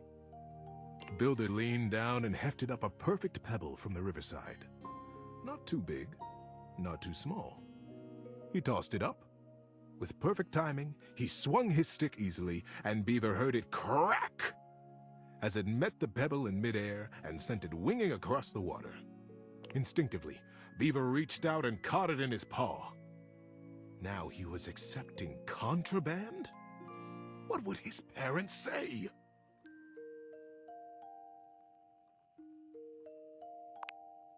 But, upon inspection, the pebble was quite beautiful.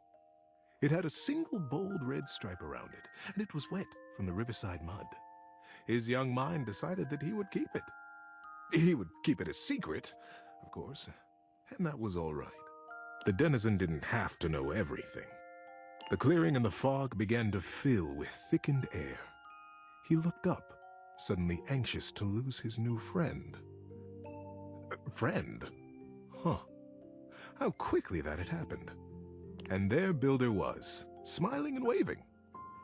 Maybe we'll play together again soon, he offered. Beaver gripped the pebble and nodded. Yes. Yes, maybe. One day. And then Builder was lost. Beaver finished his patrol and took his new experience, his pebble, and his smartly tucked stick back down to the colony. How you doing, buddy? Need a break? Many seasons had passed since that morning when Beaver Proudtail, all grown up, marched through the tunnels of his colony toward his audience with the denizen. Today was the day he'd been anticipating his whole life. Today, he would be made an under-general of the colony, and he'd finally have the chance to present his machine. See, the machine he envisioned was a daring one. He was prepared for pushback and doubt from the council. The longest, in particular. The longest had been the leader of the denizens for most of his life, and she was not always interested in things new or unfamiliar. Beaver's machine was both. But he believed in it, and he was determined to persevere. He rapped on the denizen chamber door. Knock, knock. Enter! He took a deep breath and pushed. My goodness, Beaver, sighed the longest, brows knitted. This machine is quite an undertaking, and you won't even tell us what it does. Yes, ma'am, Beaver nodded. It must be kept a secret, for now, but I promise it will conclusively end this war. The longest considered. Normally, I would say no. Unfamiliar can be dangerous, and outright new, well. She stroked her silver-gray whiskers. The other council members watched her reverently. But we have all seen the construction beginning on the other side of the river. We have no way of knowing what they're up to, and it would be irresponsible of us to take no action at all. They're doing something. We must do something too. Deep murmurs of assent rippled around the small stump table. And we trust Beaver. He is our newest under-general, after all. She winked in his direction. If he believes his machine will truly and finally tip the balance of the Great War in our favor. She paused. The silence was agonizing. Beaver kept his eyes fixed on the wall just behind her head, patient. His paw unconsciously turned and returned a small pebble in his pocket, caressing along the line of a single great red stripe. Then permission is granted. Beaver let go the breath he had been holding. Whew. Begin construction as soon as you are able, Under-General. And good luck. She smiled warmly, but the burden of her long years of leadership showed through her sagging cheeks. We will be watching. Beaver smartly untucked and retucked his stick, slapped his tail once against the packed ground in assent. Yes, ma'am. Longest. I'll begin right away. He turned on his heel and marched out of the chamber. It was the first day of summer. It was going to be a long and exciting season. At first, the build crews the Longest had placed under his command were reticent. What are we building? They would complain. What does it do? When Beaver said nothing and admonished them to follow instructions, their eyes flickered nervously to the building across the river. Maybe it's something to help us fish the river, Corinth Blue Eye speculated. Did you hear? Denny Strongpaw almost got swept away yesterday. And his whole crew. He did? But Denny's the strongest fisher we have. Shelby Tunneler sighed. Ah, this river. It's so fast. Yes, yes, retorted Madden Sharptooth. But fishing will not win us the war. We must focus on the war. And the others agreed and went back to their building. Sometimes the Longest would come to check on the machine, casting her critical eye over every joint and pillar.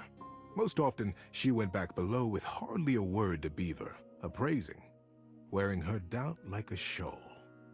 But as the summer season progressed, the mood began to shift. Crews would show up to their duties early. They smiled more. They stood up straighter when Beaver came by them or looked to them for progress. The machine, whatever it was taking shape, and its scale was impressive. It looked angry. It looked like the great weapon they all hoped and prayed it was. Oh no. The crews began comparing their machine to the thing on the other side of the river. They even began trading barbs and joked with the beavers working on the other side. They pushed and prodded about who would finish their project first. Ours is a ship to go to the sky, and from there, we'll drop stars on you, and we'll win the war. Ha! Would come the reply. Ours is a wooden dragon, who lives under the water, who can take us safely across this speeding river, and we'll come upon you unexpectedly, and we'll win the war. Days were marked now by hard work, and the sounds of challenge ricocheting across the water. Beaver, said the Longest as she held onto his arm one day late into the summer sun, I don't need to tell you. The whole colony speaks of nothing but your machine. They are all so proud of you. Beaver nodded solemnly. Thank you, ma'am. But the season draws on. You must finish before the rains come. And then you'll have to finally tell us what this is that you've created. Beaver's paw found the lucky pebble in his pocket. Yes, ma'am, we will be done. And I will test it, and you will watch. You'll see the destruction of our enemy. The Longest squeezed his arm affectionately, and together they looked out over the setting sun and the water. That doesn't sound good. How you doing, buddy? Need a break? And then the day came. The crew stood around the great machine, eyeing with wonder the marvel that they had built. A few beaver folk noticed how similar theirs looked to the one across the river. But that was okay, they reasoned. They had been built facing each other after all. Beaver Proudtail strode up to the front of his machine. With his well-worn stick and his powerful bearing, he cut quite a figure. Corinth Blue Eye and Shelby Tunneler stood just behind him, awaiting their orders. All right, Corinth. Beaver turned to face them. Do you have the rope? Yes, sir.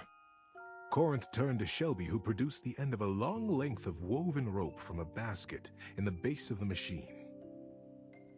Time to get me up there, then. With the end of the rope tied around his waist, Beaver climbed up to what looked like a large square of woven netting, pulled tightly back from its center by a thick cable.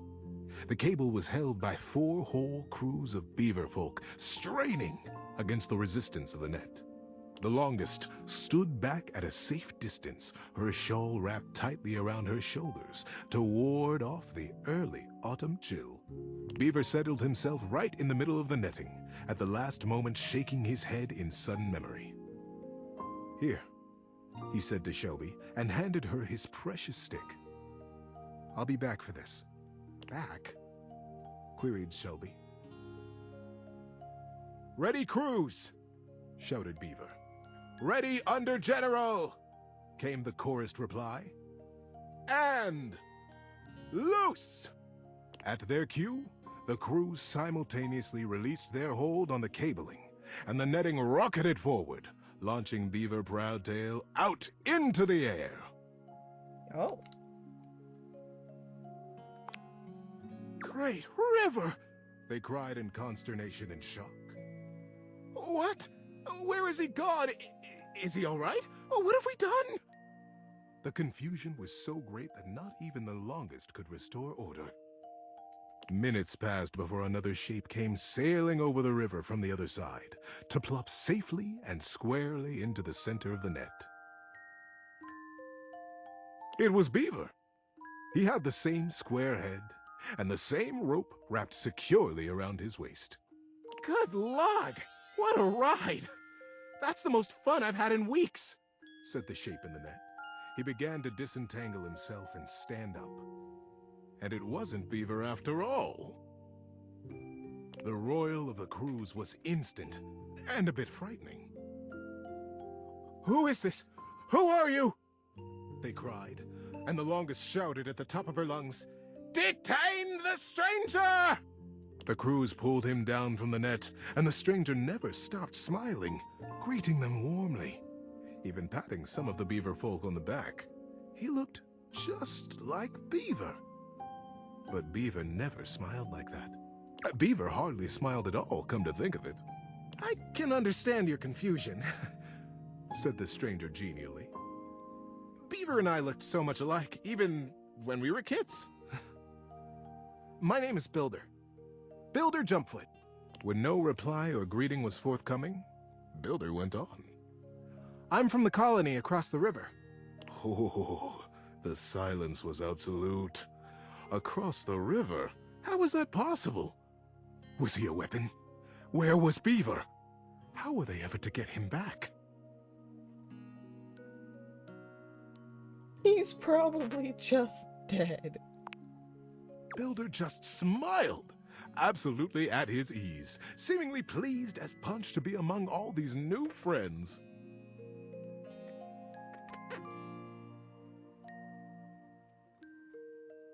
And into this silence sailed the figure of Beaver, a new rope tied around his waist. There were now 3 lines of thick rope across the river. Beaver landed expertly in the center of the net, untied his waist rope, and climbed down. You are Builder? Beaver reached out his paw to the stranger. And you could only be Beaver, the stranger exclaimed, gripping that paw warmly with his own. I am Builder indeed, and it has been the dream of my life to finally meet you like this, in the daylight, on the same soil. Mine as well, my friend. Beaver, for the first time in his life, allowed himself a great, eye-crinkling smile. I almost can't believe it worked. Now, wait just a minute, trilled the longest, making her slow path down to the machine. What on Riverbank is happening here? We are at war, Beaver. And Builder, too. You both should know better. Beaver, you promised us that your machine would win the war, and here you have brought the enemy you promised to destroy right to the mouth of our colony tunnel. Beaver turned to the longest with an open face. Yes, ma'am, I did. I believe you'll agree, though, that I have won the war. We have all won the war, because the war is over. The longest stared. The machines that we have built will allow us to become not two colonies at war, but a single colony, united. The machines are designed to dam this river, ma'am, offered Builder. I believe you have the same dangers with fishing and swimming that we do. That you have never crossed it? The crews cackled at the absurdity of ever crossing this raging river. We have no need to fight the river now, you see? Builder continued. We sail above it. Just as the single pebble did long ago, whispered Beaver. Builder smiled. We have already carried 3 great ropes from side to side between us, and it will be short work to have a whole net built across the river. Once the river is dammed, it will be a still pond, stocked with all the fish we could ever need, calm enough for us and our kits to play in. We will be a great community, the first colonies to ever cross water, the first ingenious constructors in the history of us. The crews were open-mouthed. Their paws hung still at their sides as they realized the magnitude of what they had accomplished. But would it truly be good, as they said? Who was really to say how this great feat would be remembered? The longest took a deep, rattling breath. I can see why you did not tell us at first, Beaver, the true purpose of your machine. She glanced at him sidelong. I surely would have said no. Nothing this daring has ever even been attempted before, let alone under the mask of subterfuge. Beaver looked up at her, suddenly a very young kit again in his heart. Yes, that is true, ma'am. I have won the war. I have won by making it go away. We have all won it. By making friends out of old enemies. Ma'am... Mother. Do you like it? The longest looked fondly on her son. Her serious and guarded and daring and wonderful son. Yes, child. I have never been more proud of anyone. Builder guffawed and began to dance around, slapping Beaver brazenly and companionably on his back. Beaver stood solemn, quiet, a gentle smile tickling the corners of his mouth, satisfied. Damn. It was, as they had promised, quick work to dam the river. Beaver and Builder were excellent guides, and the crew from both sides of the river proved naturally adept and joyous in their work. Before the autumn settled in, a great still pool existed between the two colonies. Kits splashing and playing, and parents fishing safely. Denny Strongpaw, the best fisher in the fast water, turned out to be the best fisher in still water too, much to his delight. And very early each morning, Beaver Proudtail still crept quietly from the colony and performed his morning rounds. He had never missed a day. But now, his favorite part of his patrol was seeing Builder jump foot across the water and batting a very specific, very lucky, red striped pebble back and forth. That's just it. Thanks for listening all the way through. Good night, buddy. Well, wasn't that nice?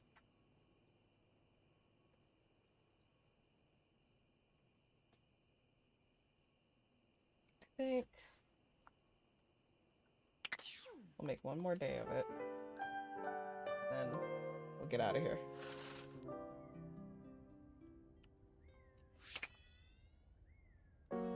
I got friend zoned by the food even though he slept with me.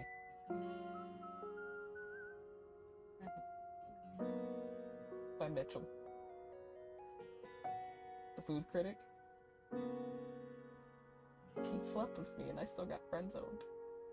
Sleep with them when they're inanimate. But like, he was a person. But yeah. That one's just impassable. I'm mad about it. Hey, teacher's pet over here. I was just telling Shelly about you. You had long enough to chew over the workshop? You ready to prove yourself?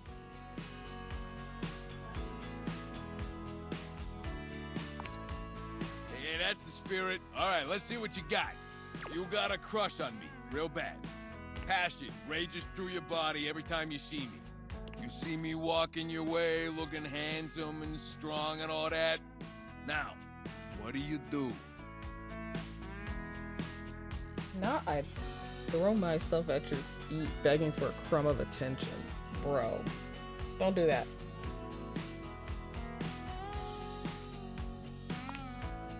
Oh, taking a page out of old Tony's playbook, huh? I didn't even tell you that part. You really are paying attention. Oh yeah? You better watch it. We still got a test to do. You keep talking like that, this workshop's ending early. Next. I come up to talk to you because all that looking hot and busy's got me dying to get to know you. I tell you, I would like to see you sometime. How do you handle that?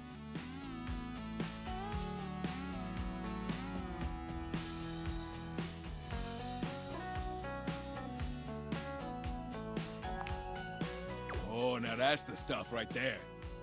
You give me what I want, and you make sure I never have to show you who I am inside?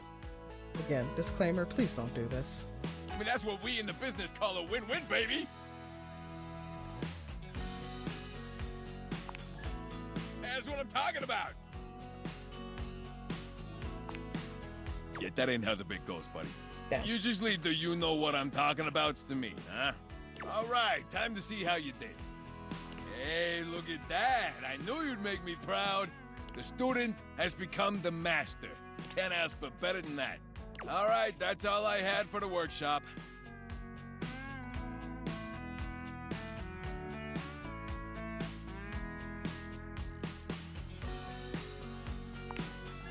It is a lot to take in, I know. Okay, now that that's all over, let's hear it. Give me your feedback. Let me know what I can do for the next sucker. I mean student. You can hang up your hard hat, you're a fraud. Yeah? All right, lay it on me.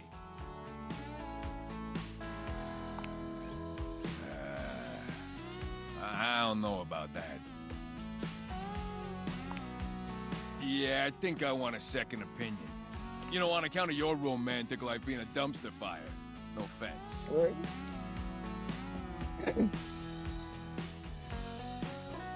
It's a very pot meat kettle situation. Nice. We're gonna need to bring Rainey in here. And by we, I mean you. The record player, Rainey. I'm not hauling a record player in here. Yeah, I feel that. Talk, haul, same difference in the construction biz. Now get out there and make me proud, kid. Don't forget to talk to Rainey next time you come through. I'm gonna take lunch. Well, I guess we can meet Rainey. We haven't met her in this playthrough yet.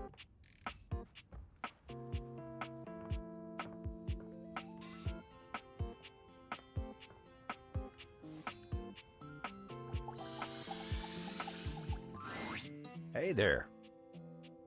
Oh, damn. I missed, and now I'm talking to Abel. You get a chance to talk with Kopi? I did. Here, have your cold-ass coffee, bro. I've been holding this for like 5 days.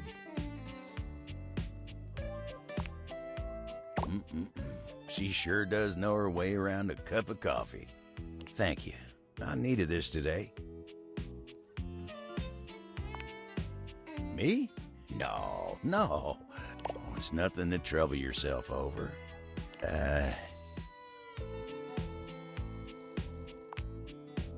Plenty of stories to tell.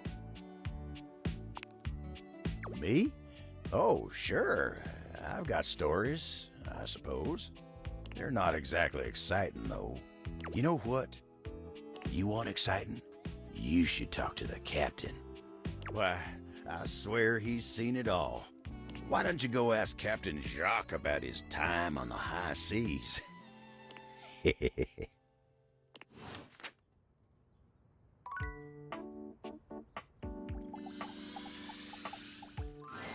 The beautiful flapper you see before you stands in stark contrast to the strange music that plays when you turn on your record player.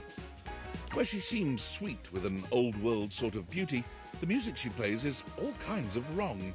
It skips and goes from too fast to too slow. She dances to it all the same, swinging her arms and legs in time to the herky-jerky rhythm of some ancient record. Well, don't just stand there like a wet blanket. You get a wiggle on. Let's see you dance. Ah, pipe down and just dance already. You give it your best shot, which seems to please her. Now you're on the trolley. Exactly what I said. Oh, good. You're getting it. Mercifully, she turns the music off. Well, well, well. It's about time you came to see me. My name's Rainey. How you doing? She's so adorable. I've been waiting for you to come over and see me sometime. You've been all over this house, but you never come my way.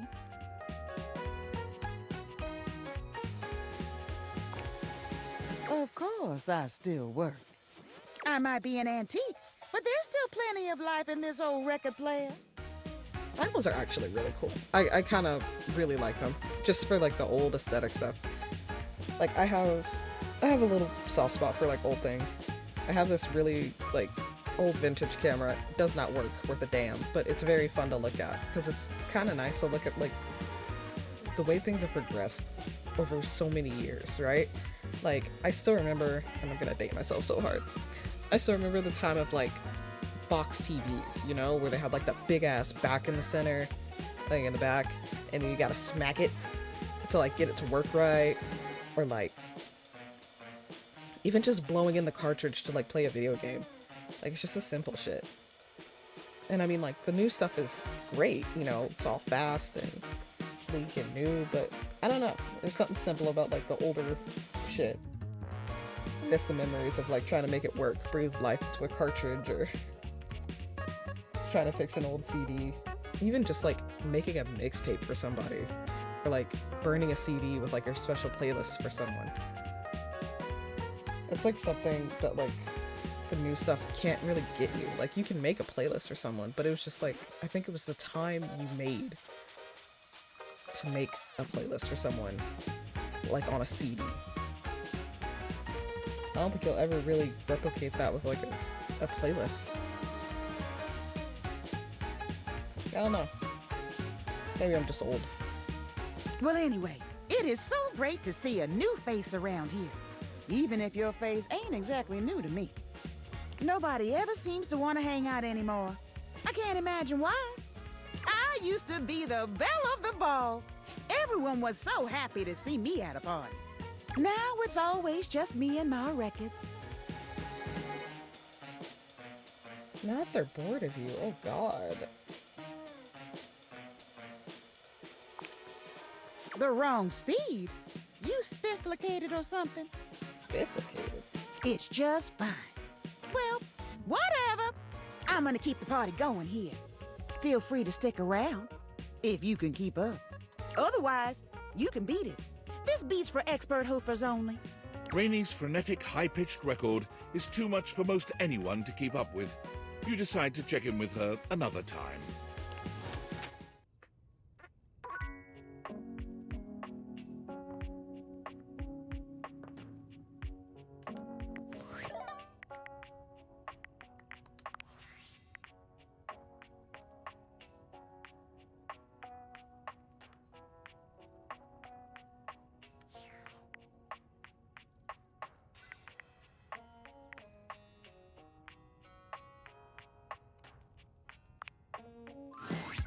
Good to see you. Ooh, I can't wait to tell you what's been happening. Fresh tea coming in hot. Wow. Never thought I'd say this, but I'm actually out of gossip. Girl. Sigh. I need a break. Damn it. Well, fine.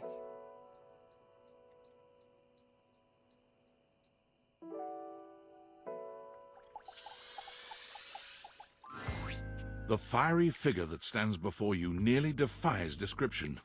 He's fire given form, but despite the hot air that radiates from him, there's something decidedly chill about his entire being. Hey, what up, hot stuff? Hi, Zuko.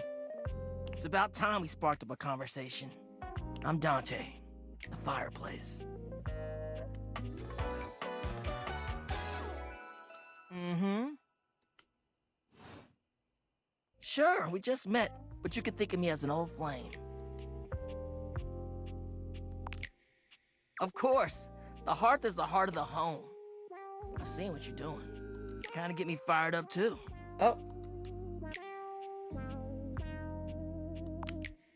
Nah, not like that, you little freaky-deaky indoor dork. Fired up to teach. And you need my help. Yeah. But it's all good, because I've been waiting for the perfect student. Yup. If you really want to up the ante in this love hunt, you need to work on your pickup lines.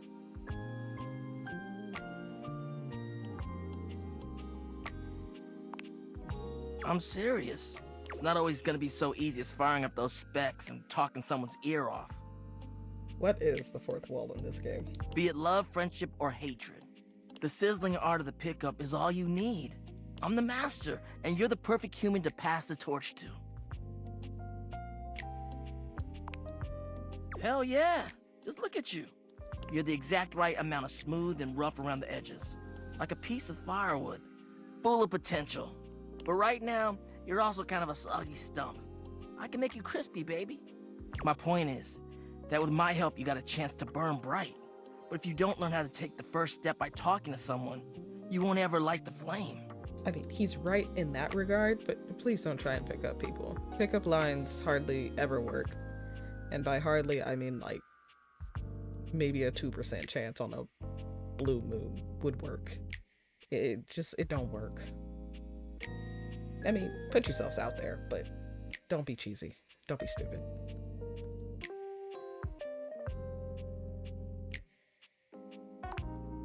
No sweat, hot stuff. I think it's time we start the first lesson. If you can handle the heat, that is. I knew I didn't have enough something.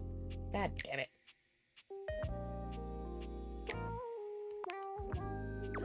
Hell yeah! Tell you what, let's start with some punny pickup lines. See what I'm working with here. So what do you think? You up for it? Sure. Damn, I have like no specs points for this.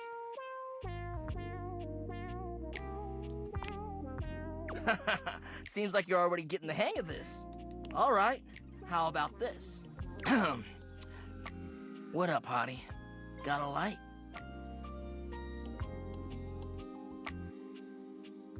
Bruh. Because I think you just might be my perfect match. It got worse. Huh? Huh? So you see why it doesn't work, right, guys? Okay. What'd you think? Damn! I really have no specs points for this motherfucker.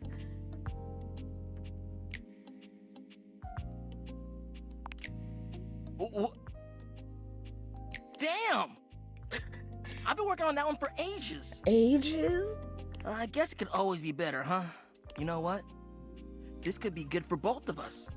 We could workshop it a bit and get to know each other. What would you say to make this line better? Please tell me I have the specs points for this. Come on. Okay, so what would you change it to? Fuck! I've got nothing! I feel you. No pressure.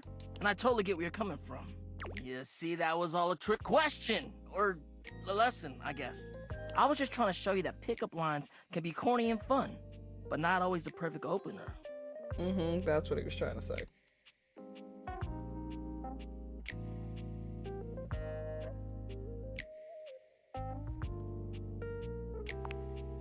Now you're getting it. Tell you what, I'm gonna teach you how to make connections in a deeper way. And your first real lesson in the art of the pickup isn't about some magic one-liner. You're gonna learn how to open the gates to someone's heart, get to know their soul, you know? That is a good way to get to know someone and have a proper relationship, okay? No stupid little flirty pickup lines. Don't be Tony.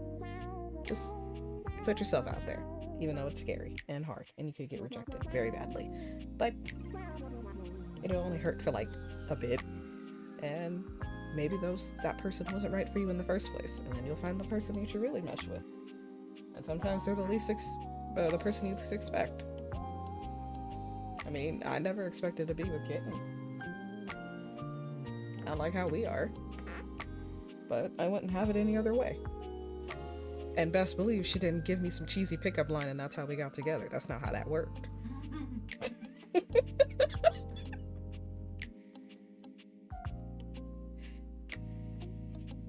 That's true. Not a cheesy pickup line kind of person. She can be cheesy sometimes, though. Yeah, now that we're together, but I'm not like an overall cheesy person. I know, I'm more cheesy than she is, but I'm not this cheesy. This is corny as hell. This is Cheeto Puff cheesy. Full of cornmeal and artificial cheese. Just bad.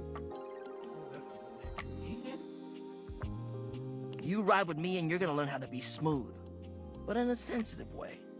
I call this style the way of the flame. So they just really said, hey Dante Bosco, do you want to make a ton of fucking fire jokes with this character and be a big ass flirt? And he was like, yeah. Think you can handle it? Alright!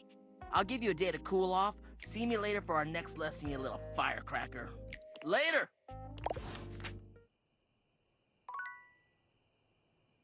Good lord. What a mess. But that is where I'm gonna leave you guys. Like I said, I'm gonna do the Sassy Chap thing off stream. Nah fam. I can't do it. Not again. Not again. But yeah, we'll continue to do more specs points hunting. Like you saw, just talking to Dante, we really need to get those specs points up if we want, you know, different topics or different ways to sway the conversation. And I'm gonna go nurse my wounds from still being friend zoned by Mitchell, even though, never mind. But I'll see you guys next time. Hopefully, you know, it won't break down on us, but yeah, we'll see where we can go from there. I'll try and keep it a little more well-rounded. I know we're a little bit heavy on the smart side right now, but yeah, we'll see what we can do from there. But for now, I'm gonna leave you. Thank you for watching. If you liked, leave a comment, say hey, subscribe so you can see more of us. Tune in for Kitten's Professor Oak Challenge and Pal World videos. We'd love to have you. I'll see you next time. Bye-bye!